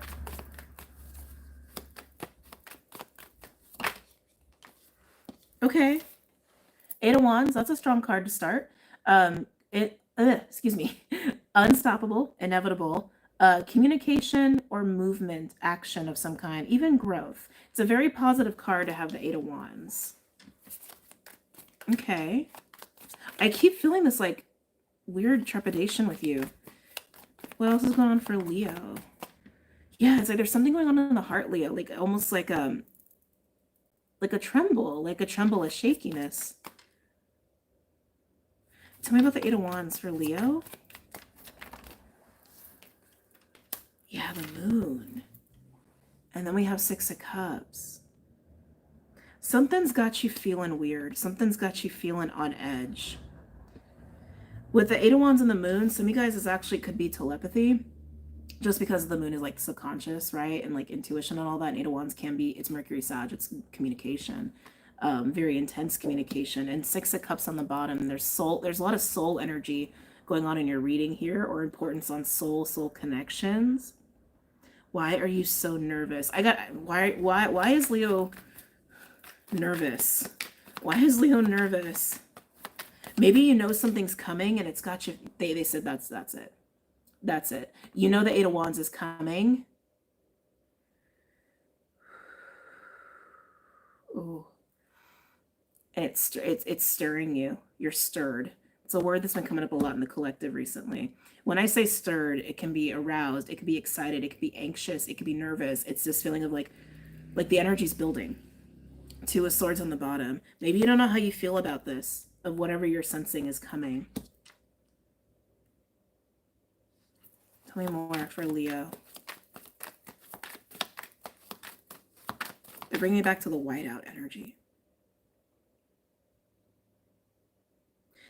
Oh, who else had this? I think this was a message for air. And Leo, you did come up quite a bit in the air reads. I think more Aquarius, if I'm not mistaken, but you definitely were present. It's giving me that same vibe of like, you know, something's coming. That was like the whole thing for air. And it's almost like, you know, you can't go back. Like once this comes in, once the 8 of Wands happens, something's cleared out. Something's clean slate. There's no going back. You know this. You know this. This is all intuitive. You know this.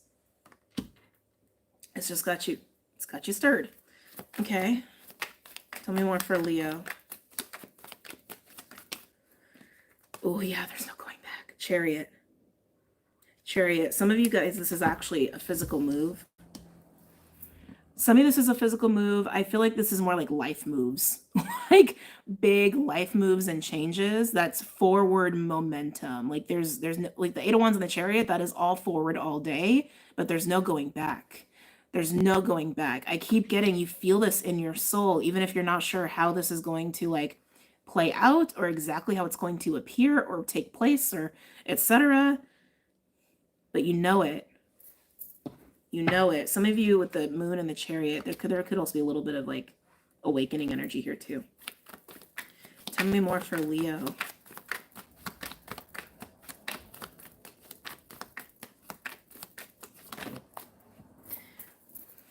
I mean, Leo, I don't think this is a bad thing. I just think you've got some nerves about it. The Empress, it's like whatever this is, you're going to be sitting pretty. Like you're going to be taken care of. You're going to be fine. Actually, I want to say all you have to do is receive this. I don't think you actually have to do anything. I think you know that too. It's almost like as the Empress, you're like, I know something's coming. I know something's coming. I know something's coming. I know something's coming and I can't stop it. I can't stop it, but it's going to take me forward and that's great. But oh my God, I can't stop it. And my life is going to be forever different. That's how this feels. It's coming to you. All you have to do is say yes. Who are you? Who am I reading for? Tell me more about this for Leo. Yeah, I got like chills all over my body now when you're reading. Tell me more about this for Leo.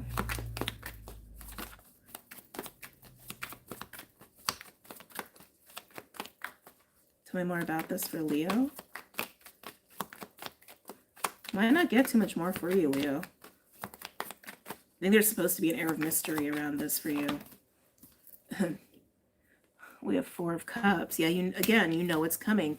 Four of Cups comes in a lot of flavors, but Four of Cups can be a card where there is an opportunity presenting itself or hanging out in the ethers, and you're sitting with it, and you're debating if you should say yes or not. I think, to be honest, Leo, how this is feeling to me, I think it's something you do want. I think it just feels big. So I just think it's making you feel some things. I don't see you saying no to this. I see you just waiting in anticipation for this. And with some nerves and trepidation and some stirring. I don't see you saying no to this. And again, it's one of those things where it's like, when it happens, it's like such a big thing that, can you even say no? Again, I don't think you want to. It just feels big. I'm going to get one final card for you, Leo, but this seems to be pretty clear. With the required veil of mystery that seems to be supposed to be around this for you. I keep getting it. You're supposed to have a level of unknown about this. A knowing, but a not knowing. Interesting. One final card for Leo, please.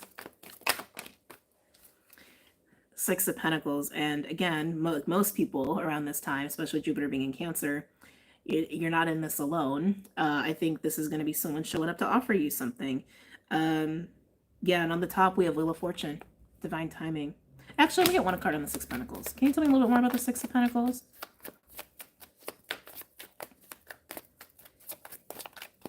This may even be like an actual gift, but it feels bigger than that. Judgment. Yeah, injustice. This is your, I almost want to say this is your dharma, actually. And you know it.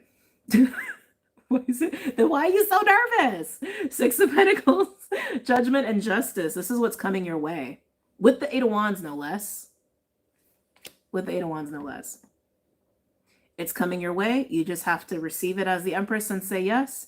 And Judgment and Justice, it's pretty clear. This is offering you some sort of karmic balancing. And I want to say this is like your dharma is showing up.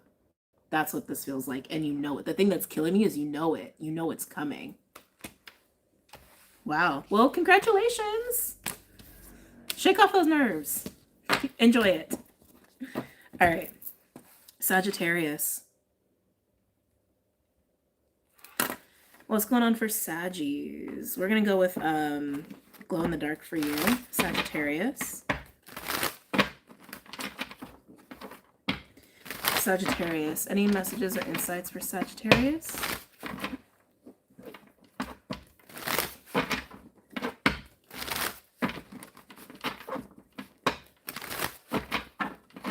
Sagittarius. Ooh. Ooh, Sag. Are you feeling the Leo vibes? Are they making you feel a little lusty? Or a little primal, actually, is what I want to say. You feeling a little primal these days, Sag? I'm getting a very primal, visceral energy with you. Um, yeah, you may be connecting to like your lower body a lot. You may be like getting a little wild. You may be like connecting with nature a lot. I'm just keep getting primal, primal, primal, primal. I'm also getting very strong hunter energy with you, which has been floating around in the collective as well. Oh my God, fire signs. All y'all are like stirred. It's like, it's a lot of heat going on here. Sag, I feel like you're stirred in this primal way, but you're focusing it because you're Sag and that's just how you do. Yeah. Yeah, you've got some like intense surging of like desire, maybe even just sexual energy, but it's primal and it's very hot and it's just like, it's just a lot. But you're focusing it. You're focusing it, you're utilizing it. You're not letting it go to waste. Some of you, this isn't a way of pursuit, of like targeted pursuit. But you're very primal right now. You're very primal right now. And being brought back here to the wolf and the lamb. It's almost like you have your eyes, like you have your wolf eyes on in this very primal way on what you want. Some of you, it's almost like you're rushing to a lamb, maybe even a person. That's not all of you. Some of you, it's almost like just additional senses. It's like you're an animal. Go figure. We are animals. But yeah, it's like you're using all your senses, or like your senses are heightened right now. You're just primal. Won't lie, it's kind of hot. Sagittarius. Any messages or insights for Sagittarius? So Queen of Swords. Queen of Swords is the queen of discernment and knowing, of psychic information and logical, tangible, factual information. She is the queen of the epitome of truth in all its forms. She has very keen sight. Animals are coming up a lot for you. I'm getting owls now. Well, it's not that animals are coming up a lot. You're just in an animalistic energy, which isn't bad. It's just part of me. It's just an aspect we all have. But you're being discerning and, again, precise and clear, intentional, targeted, focused. Your eyes are, I keep getting like your eyes are locked onto something, like in this hunter energy. But it's like you're doing it through the Queen of Swords as well. The higher mind is what I just heard. Thank you. Well, that's Sagittarius. Sagittarius is the higher mind. This is really interesting, Sag. You got to tell me. You got to share. Because I was feeling the lower body, but this is saying upper body. So you're using a lot of senses here. It's reminding me of a card from the, do I have it out here? I do. Hold on a second. It's reminding me of a card from this deck, the Medicine Heart Oracle. I think it's called Second Sight or something like that. That's totally what this is for you, Sag. I think it's called Second Sight, and it shows a wolf and an owl. Queen of Swords is highly associated with the owl, and I already got owl for you. So yeah, you're using a lot of senses at this time to be targeted on what you want, to be focused on what you want, and to execute where's the word here, with precision. Okay. Yep, look at that. Queen of Swords and the Three of Wands. So you're looking out to the horizon. You know what you want. And you're focused. It's all about timing. It's all about instincts / intuition with that owl wolf energy. And I think you're going to succeed here. It's like the more I'm in your energy, I'm like, I feel like an animal right now. Almost like an animal like hunting its prey. Not that you're preying on anybody. It's like what you're doing is you're just following your desires. Ooh, Sag, we got the Lovers. So you are in great alignment with this as well. There's a little bit of manifesting going on here too. Lovers is also about a choice, sometimes a relationship. I feel like it's more about alignment than anything else. Anything else for Sag? Yeah, it's like the wild is coming out of you. I'm loving this. 8 of Cups. Oh, there's another one here. And the World card. Whoa. What's this?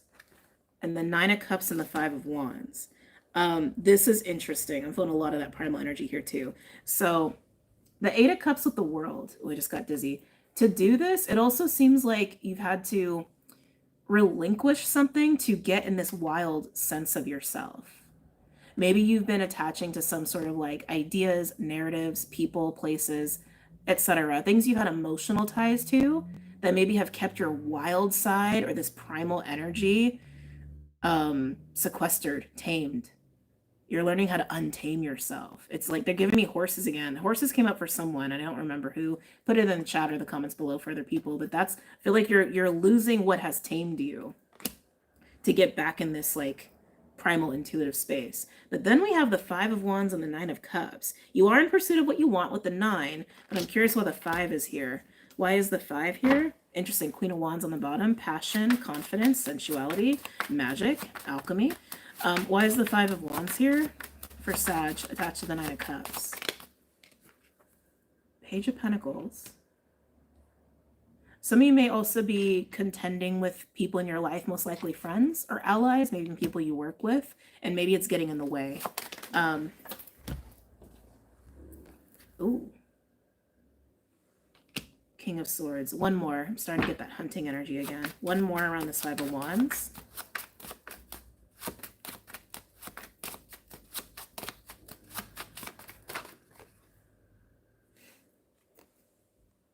We're going to dive deeper into this because there's something new. There's something complex here. And the Ace of Wands. We do have the King and Queen of Swords on the table here.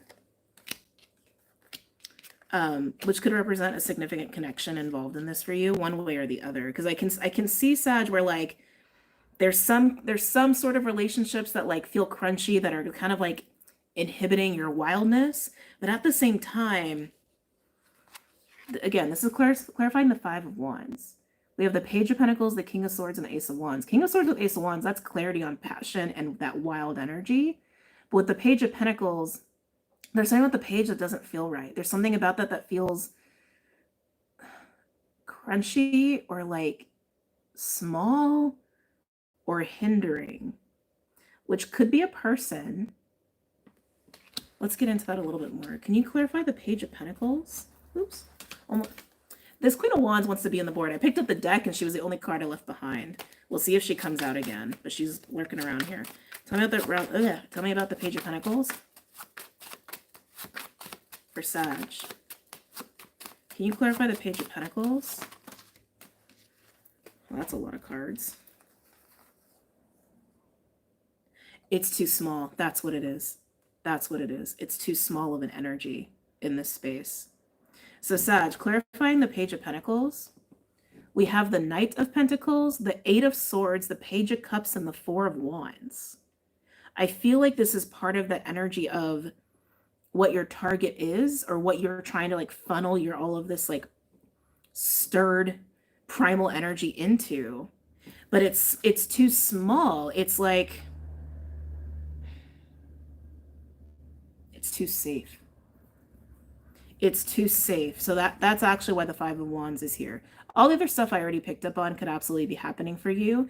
But this 5 of Wands energy is actually like tension and crunchiness that's being created because like the energy is like not allowed to be what it wants to be.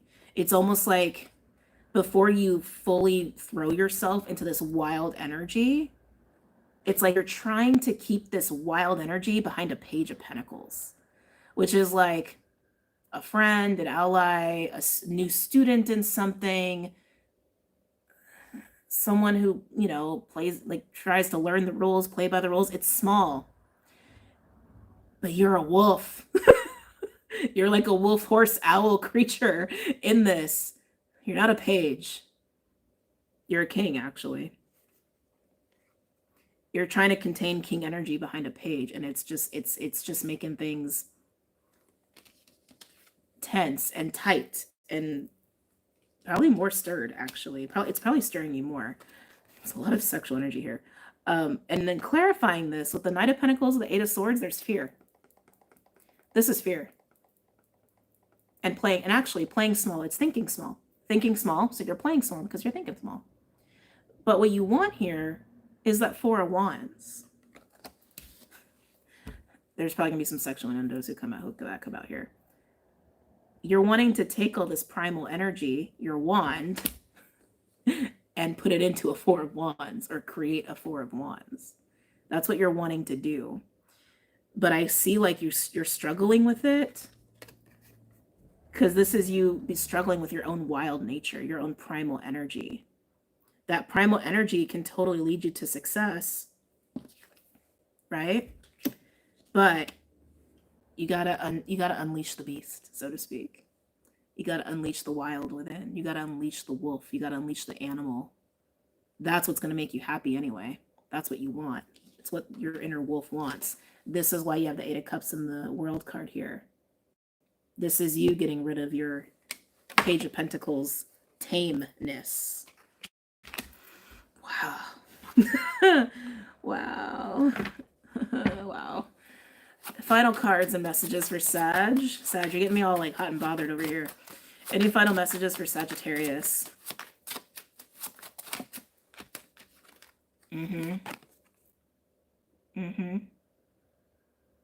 So with the Ten of Cups too, especially after the 9. First of all, there's Ace of Cups here. Oh, yep, and just confirming it, Six of Cups. I was gonna say there's other people potentially involved in this with you, who can be just as wild as you. Yeah, it's giving Soul Pod vibes. Yeah, who can be just as wild as you. Can be one person, can be many people. Some of you, if there is like a sexual relationship here, even as I said that, I was like, oh, I just felt heat. For those where there is a sexual or romantic relationship here, or even a partnership, I want to say like someone brings it out of you, maybe even bring it out in each other.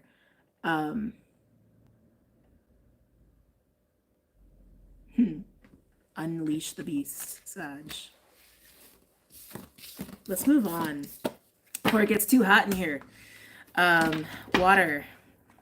Let's get into water signs.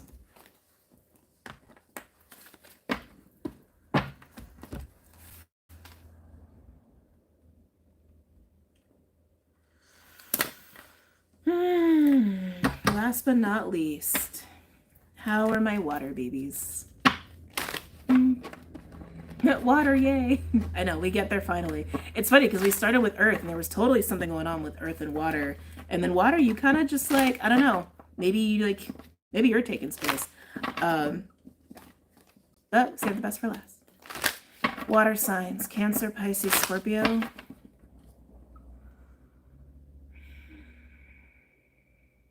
A lot of crown energy with you, water signs. Why I'm taking a minute. Purple, different shades of purple could be significant for you at this time. Like lavender's been coming up a bit in the collective too. Lot of crown energy. Your dream activity could be a little wild too. Speaking of wild, your dream activity could be amped up around this time, or maybe has been since the new moon. Would make sense if you're a water sign. Oh, interesting. I expect a lot of water signs have a lot of dream activity because of all the things. Some of you, I'm almost getting like a block around your dreams or dream time. I feel like there's some water signs here going through something with their crown. Like, I don't know, maybe a crown activation, upgrade, opening, etc. Insert here. Your dreams will come back, but like there's something calibrating there. I almost want to say too, some of you, maybe there's something your team is trying to like shield you from, not in a ill-intended way, like information, information you're not ready for yet, or there's like a timing factor to that. Again, speaking of water signs, or maybe your dreams haven't been dreaming, right? Or maybe your intuition hasn't been intuiting. If that's been happening, and you've been drawn to the color purple, I really want to say that there's something shifting with your crown, and there's also some like information, psychic information, your team is like keeping from you at this time until it's ready, or until you're ready. That's just how it's coming through. Anyway, Water signs, Cancer, Pisces, Scorpio.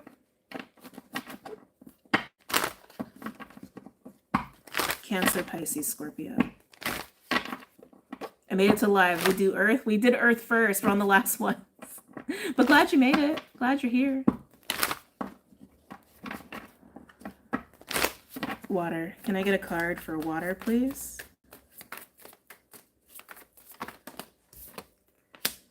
Ooh, maybe this is also why the crown's been activated for you. We got Mouse. So not a water energy. Mouse is all about the details. Water signs. I keep getting, look at these little orbs.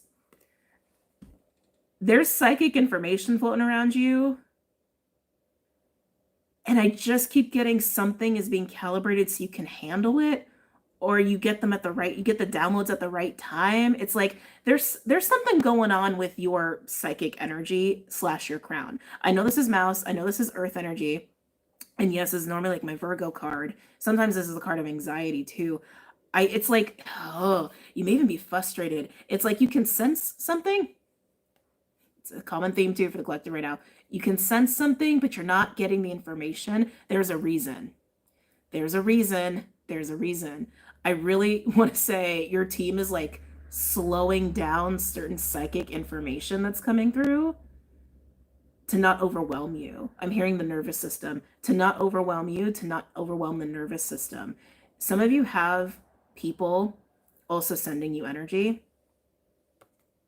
Negative and positive. Like I'm getting a little telepathy. I'm also getting people just hating on you. You know how people are. People just, humans are weird. And I keep getting like your team is on you and like filtering and slowing things down. Some of the telepathy may be really strong. Yeah, I just keep getting like your team's just looking out for you. But also, some of you are going through some sort of crown calibration, which is also why your team would slow some things down. Because if your crown is being calibrated and you're just like, you're just blasted with all this information, that's gonna zap the body. That's gonna burn through your nervous system really quickly, and you may need a lot of physical time to recover. It's just what I keep getting. Water sign, something else that I am getting is that maybe there are certain logistics in your life right now that you are trying really hard to figure out. Don't get too caught up in your head about it. Again, right? Timing and natural unfoldment, especially if you resonate with the whole crown message, not letting the nervous system get overwhelmed, etc., etc. If you're trying to figure out logistics in your life or plans, I just keep getting your team is helping you to not, let me put it another way. You've got some divine intervention happening for you, water signs, and it is in your highest good. So just trust it. Just trust it. If something doesn't make sense, or you can't lock a plan in place, or your dreams are extra, or they're like not happening at all, it's all happening for a reason. Like my spirit team is being very clear about this. I want to say it's protecting an alignment of something. It's protecting like, what's the word here? It's protecting something that's supposed to come into fruition for you. This is very specific. Like, you can't act too soon. You can't act too late. Certain people need to stay out of your field. Certain people need to come into your field. You need to have an awareness of some things in the right time, in the right order before XYZ can happen. You understand what I'm saying? It's like there's some sort of divine orchestration happening in your life, no matter which way you cut it. And sometimes that's frustrating. Sometimes it could feel like we're delayed. Sometimes it could feel like we're confused. But everything's happening the way it should be. So just trust the process. Wow. There's a lot going on, water signs. We also have dragonfly at the bottom. Third eye, intuition, perception, beliefs. It's giving me antenna vibes as well as far as like downloads and things are concerned. Oh yeah, see, and hyena. Yeah, it's like you're not... Just trust the grand design, trust spirit's got your back, trust that everything unfolds in the way it needs to for you, and just be accountable when you need to be accountable. And I think everything's going to work out fine. Don't get stressed about it. Just trust. It's a lot of divine orchestration happening on your end. All right, Cancer.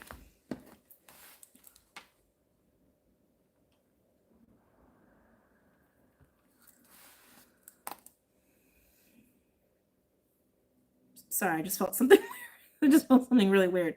Wait, where are we going with Cancer first? Unicorns. Okay. Cancer, I felt something really weird in my solar, but then I saw blue. Blue is a big color for the collective right now. That was weird. It almost felt like a jerk in my solar plexus, or like an energy punch. I don't know, something about the solar plexus, Cancer. I would pay attention to that. Thought I heard something. Cancer. Any messages or insights for Cancer?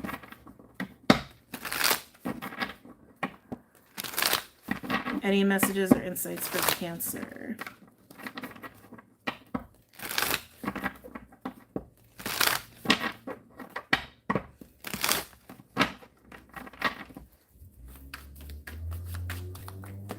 Any messages or insights for Cancer at this time?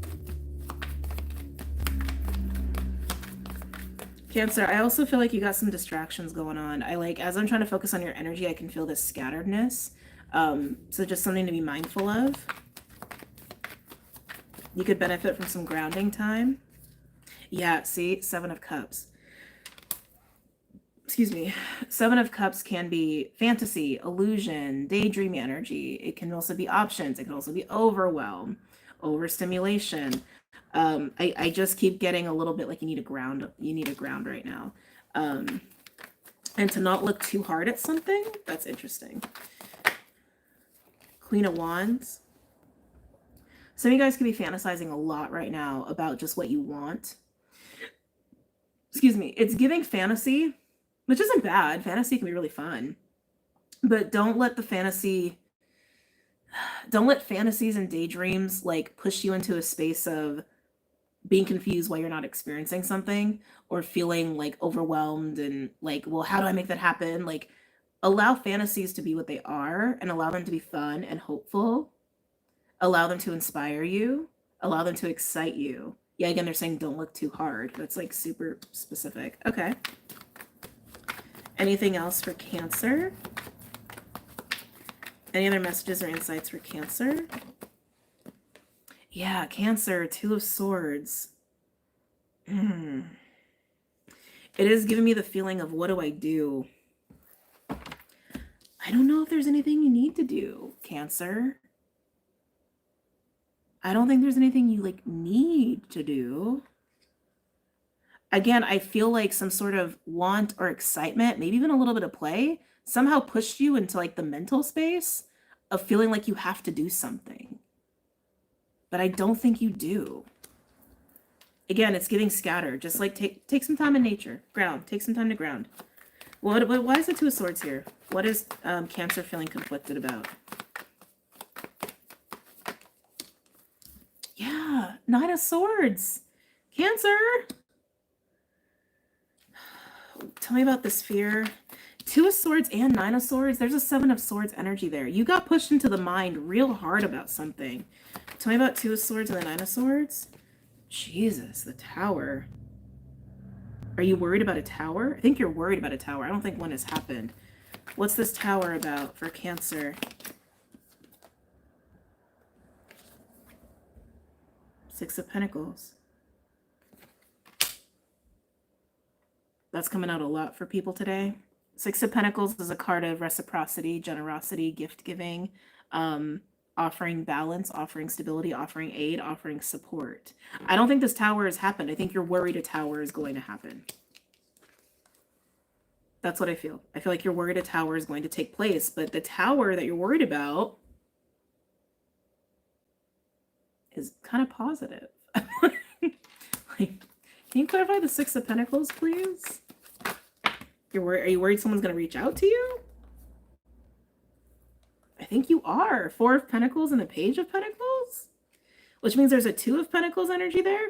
Cancer, what's going on with you? I feel like you're really worried about someone reaching out with that Page of Pentacles energy.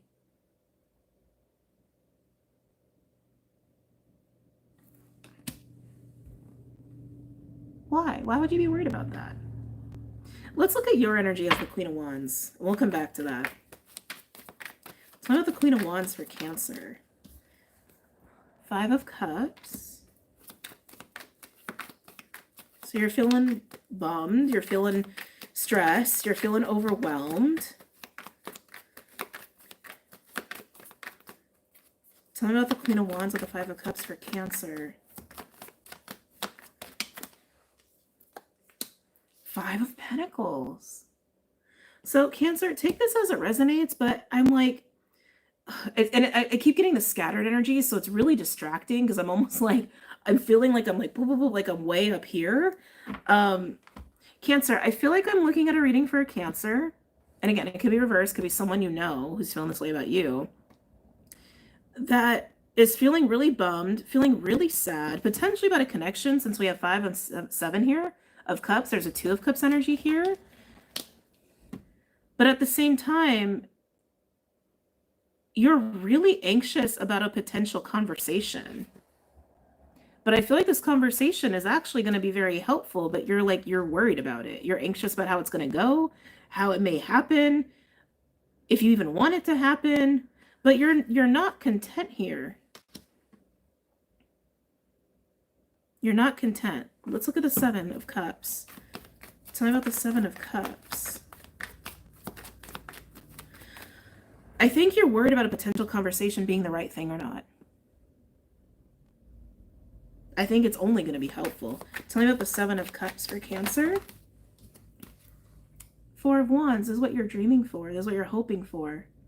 Stability, prosperity, abundance, celebration, good times with people, maybe even about a specific connection. Tell me more about the 4 of Wands. I'm like, sorry, Cancer, I'm having a really, really hard time with your energy. It's like it's doing things to my head. Maybe you're having headaches, migraines. Maybe you're just feeling dizzy a lot. Like, you need to ground. You need to ground, baby. You need to ground. Tell me about the 7 of Cups and the 4 of Wands for Cancer.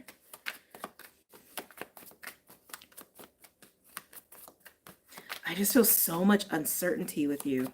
Tell me about the 7 of Cups and the 4 of Wands for Cancer. We have Devil with the Chariot, Ace of Cups, and the Knight of Pentacles. So Cancer, regardless of what your relationship status is in your life, what your financial situation is in your life, I feel like this is you being very hopeful, trying to be like again, fantasy, daydream, maybe even using visualization to manifest, right? Stability, prosperity, potential relationship, or more stability in a relationship, or more celebration in a relationship. But Chariot in the Ace of Cups with the Knight of Pentacles, this is wanting the outcome to be, well, successful, right? And to be filled with love and emotion and stability and loyalty with the Knight of Pentacles. But you're not feeling good about it. You're feeling kind of cynical about it. Some of you may even feel kind of left alone or neglected even, depending on what your current situation is with work or with relationships. Some of you guys are struggling financially and you're just really worried if it's going to happen, if it's not going to happen. But oh my God, if it does happen, then what am I going to say? What am I going to do? How am I going to handle it? And it's just like, whoa, like, it's like, slow down, slow down, slow down, slow down and ground. Slow down and ground. Don't worry about things that haven't happened yet. Get to the present. Get to the present moment, Cancer. What's actually happening? What do you actually have going on in your life? It's good to be aware of what you want. It's good to be aware of what you fantasize about. It's good to be aware of what you want to manifest. But I really feel strongly, I'm so dizzy in your energy. You need to get back in the body. You need to get back in the present here. You need to ground, and it's going to help you just mellow out, okay? I want to look at this Page of Pentacles, and then we'll move on to Scorpio. Tell me about the Page of Pentacles. I might need a minute to ground after this reading, just a heads up, guys. Tell me about the Page of Pentacles for Cancer. Because I feel like that's the reach out that you're worried about, or a conversation you're worried about having. Ouch. Cancer. Lovers in the Star. This is incredibly beneficial to you to have this conversation. Whoever you need to have it with, Even if you're anticipating one coming and you're freaked out about having the conversation needs to be had. It's going to be very healing.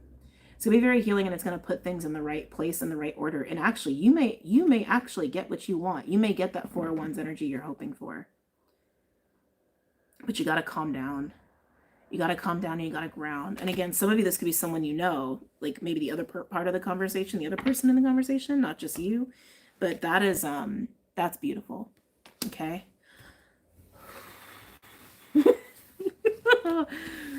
Oh, man. Oh, am I still on planet Earth? Like, where am I? Wow. Okay, I'm just gonna ground for a minute, you guys. I'm not going anywhere. I just need a minute. So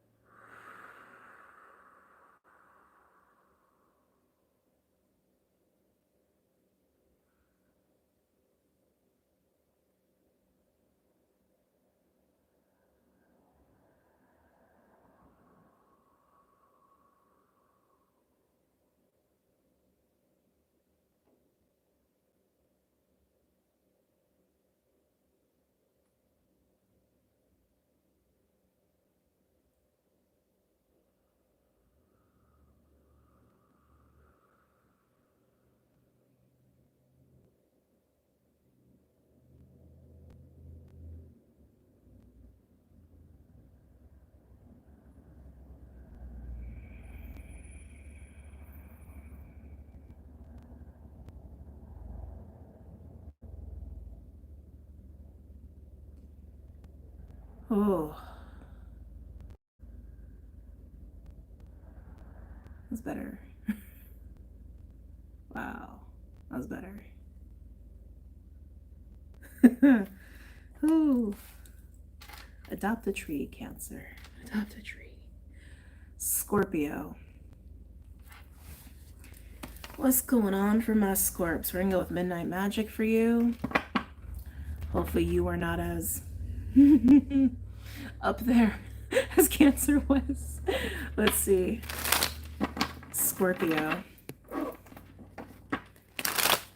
Any messages or insights for Scorpio?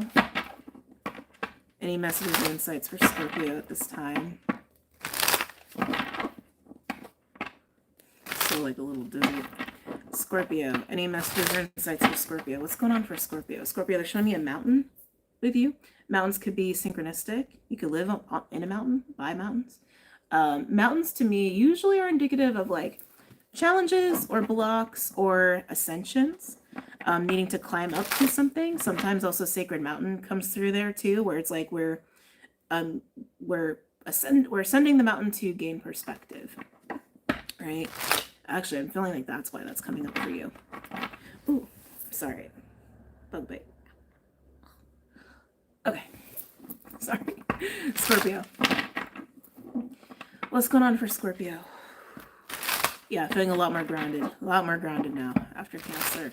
Scorpio, I'm getting oranges and reds with you, which is interesting. Some of you guys are actually getting ready to harvest. Maybe like literally, or just, you know, you're ready to like reap some rewards from some hard work, some seeds you planted a while ago. Aloha! Hey, CJ. Oh, it's funny, I see some of my peeps change like some of the usernames, which is kind of cool. And I still see you. Anyway. Scorpio. Any messages or insights for Scorpio? Ooh, that's quick. Page of Swords. Yeah, you're gaining perspective of something. Page of Swords can be a watching, a spying, a researching energy, and you could be doing all of that. But I do feel like you're on top of this like sacred mountain to, again, gain perspective of something, to learn something, to see something clearly. And the Page of Swords can speak of a new perspective. Okay? But you know, Scorpios, you like to spy. You know you do. Queen of Wands. Very nice. So you're gaining some perspective here. You're learning. You're attaining some sort of information here. As the Queen of Wands, as someone who is feeling very creative, very confident, maybe feeling themselves at this time, maybe ready to create something. Maybe even you're just in your little witchy magician magic sort of vibes as well. You are in an attractive state right now with the Queen of Wands. So keep in mind too, Scorpio, that someone could be watching you as well if you're in this magnetism, which I believe you are. Okay. Any other messages or insights for Scorpio? Well, you're gaining the truth as you do. Ace of Swords. It's going to be a very clear-cut reading for you. Page of Swords, Queen of Wands, and the Ace of Swords. So whatever clarity you're seeking, you're attaining it. But you're the light bringer. You seek out truth all day, right? So you're just doing you. If there is somebody watching you, keeping tabs on you, I think you're very aware of it. Queen of Wands, all the queens are intuitive. But the Queen of Wands is the witch, right? The mystic, if you will. And if someone is watching you, you know it without a shadow of a doubt. If they're watching you, to be honest, feels more like a secret admirer kind of a vibe. Not anything sinister. Any other messages or insights for Scorpio? Any other messages or insights for Scorpio? Ooh, Knight of Wands. Okay. So Scorpio, I'm still getting a lot of different messages for you, but this main one of going on this sacred mountain energy, taking time to gain perspective, learning what you need to learn. Once you learn it, you're ready to do something about it with the Knight of Wands. You're ready to put it into action. You're ready to utilize what you are coming into awareness of. And as the Knight of Wands and the Queen of Wands, it's what you have passion for or what you want to create, or it could be something magic that you're doing or working with. Now, Scorpio, if there is somebody watching you, again, it's giving me secret admirer vibes. You know it because they were going to approach you. Basically, they going to tell you, Scorpio, I don't know who Scorpio is. Scorpio, you make me feel all tingly. It's kind of cute, actually. Can I get one other card here for Scorpio? Can I get one other card here for Scorpio?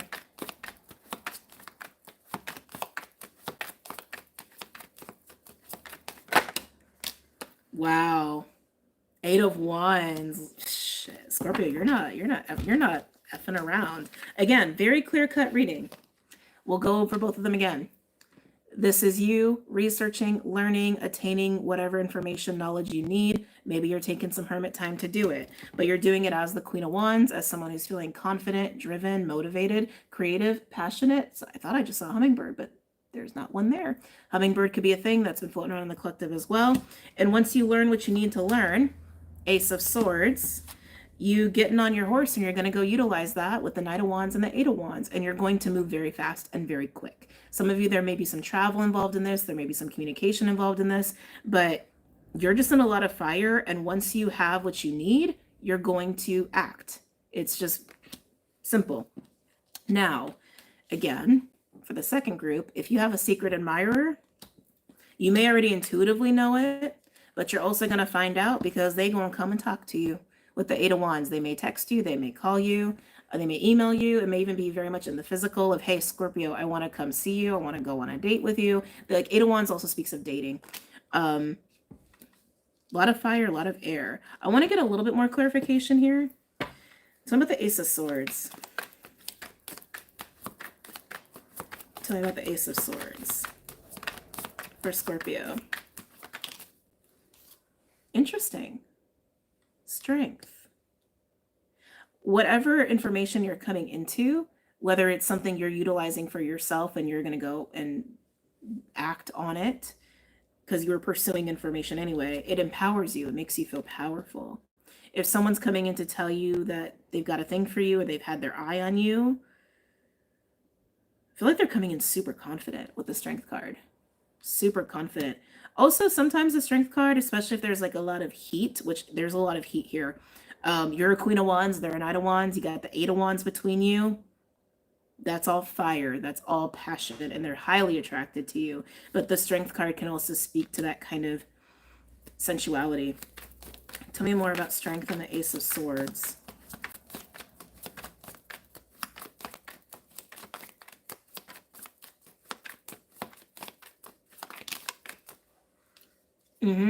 Expansion is what I'm hearing with this Three of Wands.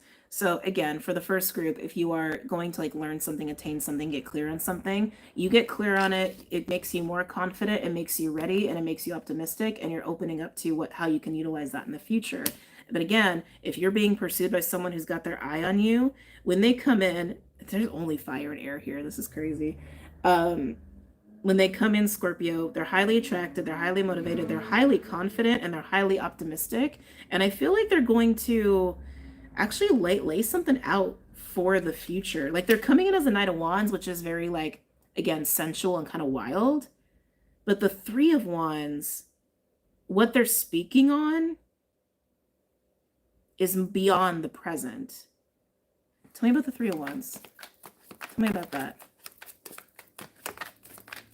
I just want to confirm this person's intentions for this group. Yeah, they want to build tangibly. Three of Pentacles. So even though they're coming in as a Knight of Wands, it's not just willy-nilly, sexy, short-term release. It's not that.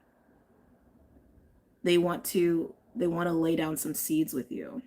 And I just realized how that sounded. Didn't mean for it to sound that way. But I heard it. Anyway, tell me a little bit more about this Knight of Wands intentions for those who are being pursued. Yeah. So Scorpio, they may come in real hot and fast and confident and maybe a little lusty, but there's a lot more to it than that. Three of Pentacles and the Knight of Cups, there's love here. Their heart is in it. Their heart is in it, and they have intentions to plant seeds. Okay. Tell me about the Knight of Cups. Yeah, you make them really happy. Again, they're going to come in with heat. But you're a Scorpio. You probably like that. You're probably down for that. But just to tell you, just to confirm for those who are resonating with this, they have intentions to plant seeds properly and water them for the long term. They look at you like Ten of Cups. They look at you like you're their home. You make them really happy, and that's really sweet. Get one more. Let's get one more. Let's get one more around this Knight of Wands for Scorpio. Oh, Scorpio, are you ready to not be single anymore? For those who are, this is for singles. Wow. The Hierophant just came out with the Ten of Cups.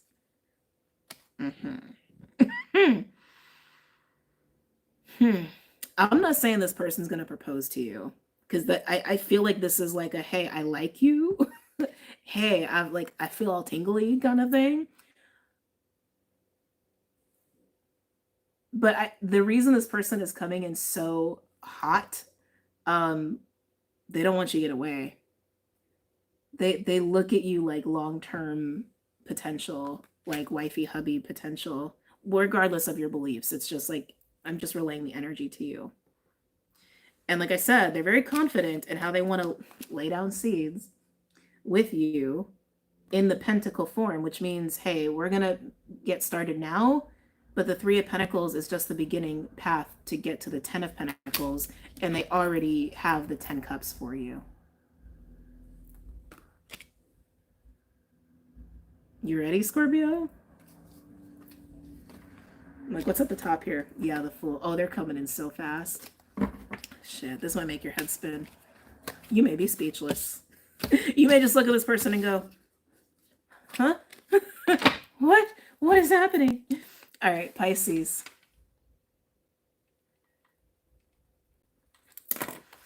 Pisces. Where are we going, Pisces? Let's do Rider-Waite for the fishies. I think this is the shortest weekly I've done for all signs. I'm kind of proud of myself. Pisces. Any messages or insights for Pisces? What's going on for my Pisceans?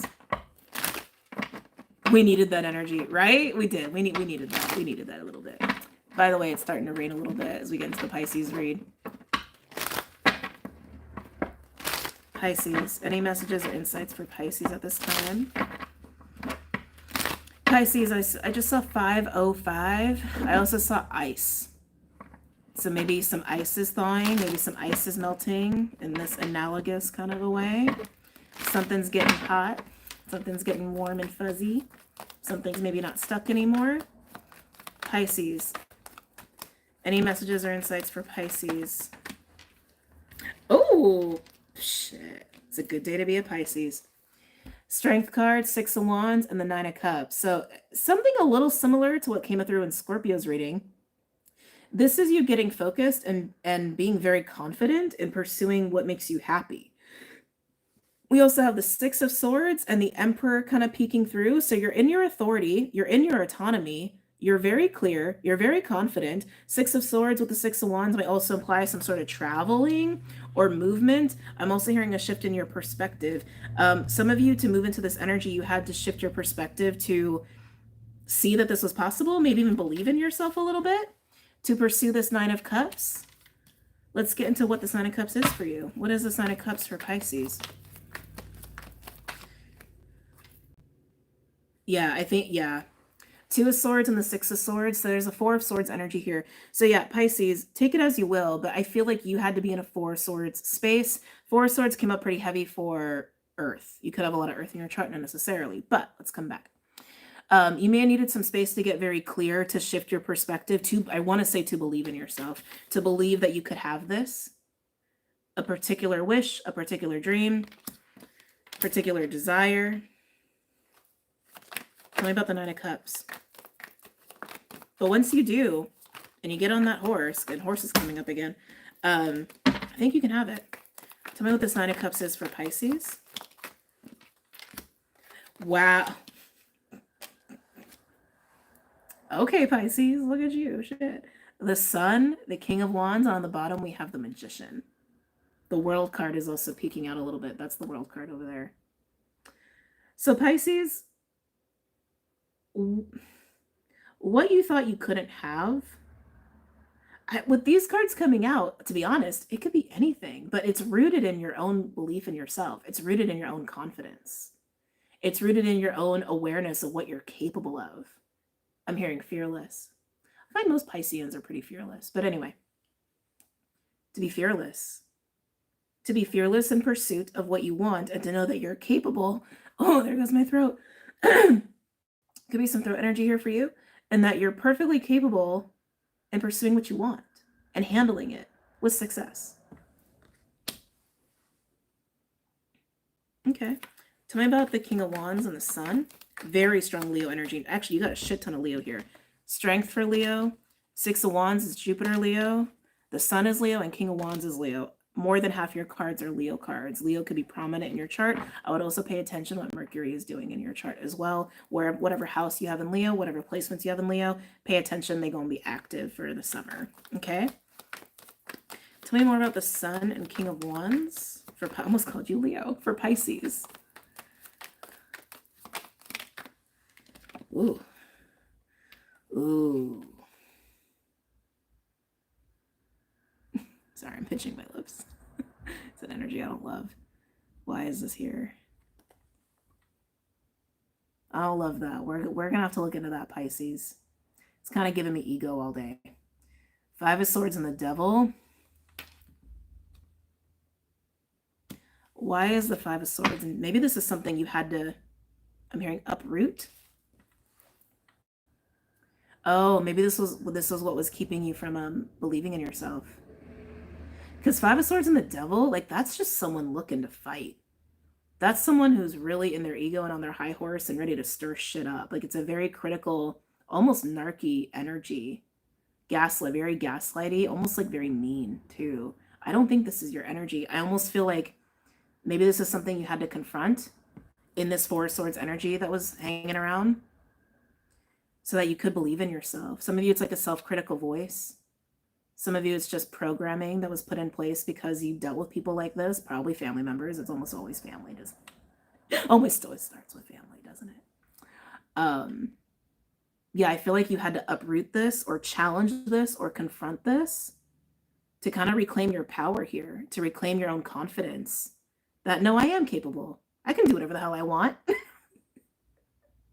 Right? If you just believe in yourself hard enough, you can do whatever you want. Tell me about the Five of Swords and the Devil. Why is this here for Pisces? I keep hearing the word mean, like a mean streak or something. Tell me about the Five of Swords and the Devil. Page of Wands. Yeah, I feel like this is programming or a negative voice or trauma that really impacts your Page of Wands energy, your inner child. The Page of Wands in particular is an aspect of the inner child that loves to play, loves to try new things. It's curious. Let's go try that. Let's go do that, right? The Page of Wands likes to be free. That part of you has been kind of encased, trapped even, influenced by the Devil and the Five of Swords.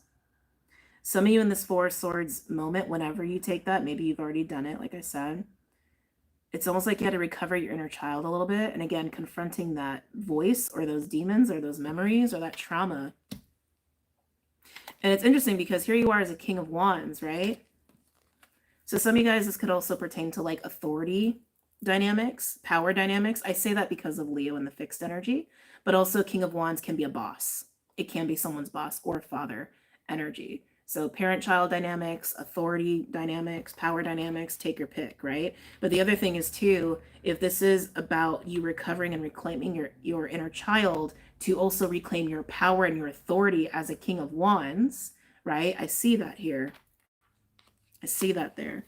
Can I get one other card here? For the Five of Swords, the Devil. Oh. I want to hug you. Four of Wands at the bottom. I'm hearing safety. Oh, that's interesting. I just heard safety in numbers. I'm going to come back to that in a minute. But the Ace of Cups being here, that's your heart. That's your heart. Yeah, Pisces. I feel like I'm looking at a reading for Pisces who, through a Four of Swords moment, like hermiting, taking time for yourself, reflecting, meditating, recovering, healing,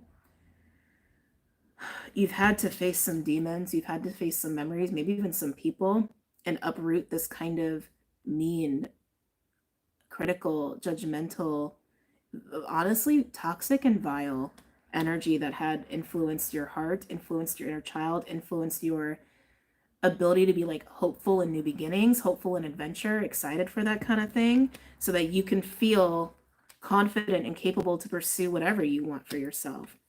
The power and numbers thing in relation to the Four of Wands, I want to come back to that. I'm also getting to, some of you may have a history or patterns or tendencies. It's just how it's coming through, so don't be mad.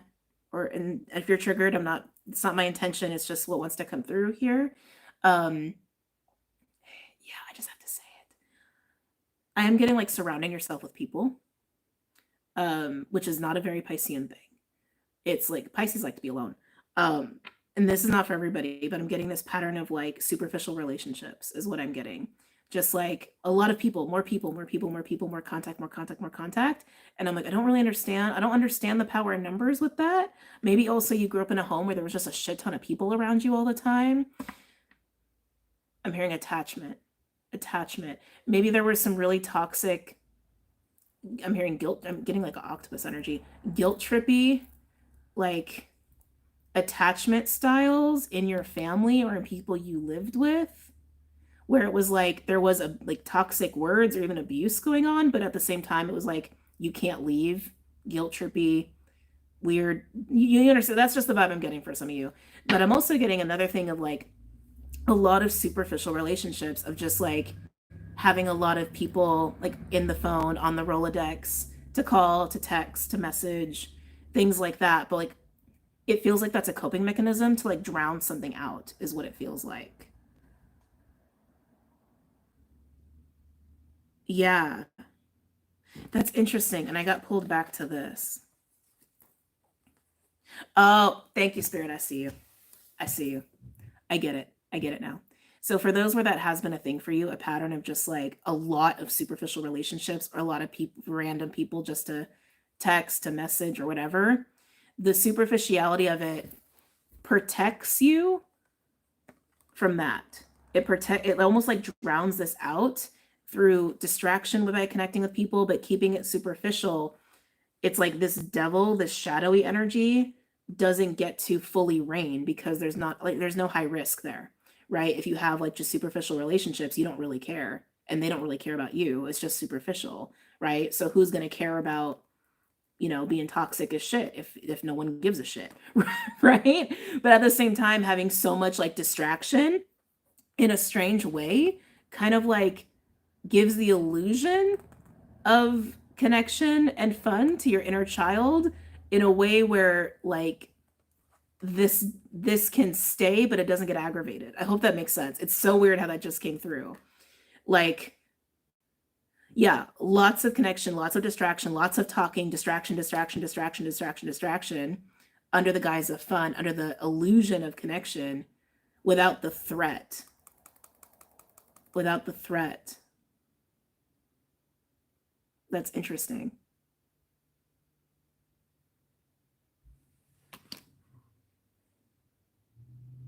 It's a way of control too. That is exactly what it is. It's a way of control.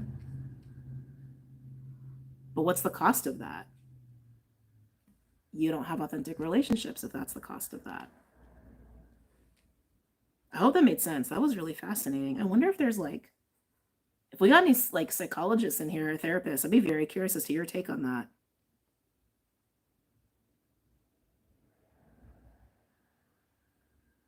Yeah. Anyway, Pisces, this is an interesting reading for you. I feel like Pisces, you are in a window where you have been dealing with this, confronting this, so you can become this. Okay. Yeah. So that's it. We're complete for today. And I hope you guys enjoyed. Thank you for everybody who sent me super chats as well today. I really appreciate the little extras. They do help a lot. Trust me, they do. They really do. It's going to take me a bit to get these timestamps up, so please be patient with that as I do that. What else? I feel like there's other things. Don't forget to check out the website, social media, all that stuff is linked below, including Patreon. I am going to be adding something to Patreon probably over the weekend that I'm really excited about. My patrons know. So if you're curious, check that out on by Monday or by the end of the weekend. And also I'm open for sessions for the month of July, but keep in mind you can only book up to 30 days out from the appointment day. So if you don't see any availability, you just gotta wait about a week or so for the next time slots to open up. Yeah, and that's it. But thank you guys for hanging out with me. Don't forget to hit the like button on your way out. Throw a comment down there too if you like. Share the video too if you like. But I'm gonna hop off, and I hope you guys have a great weekend, and I'll see y'all soon. Bye. Take care.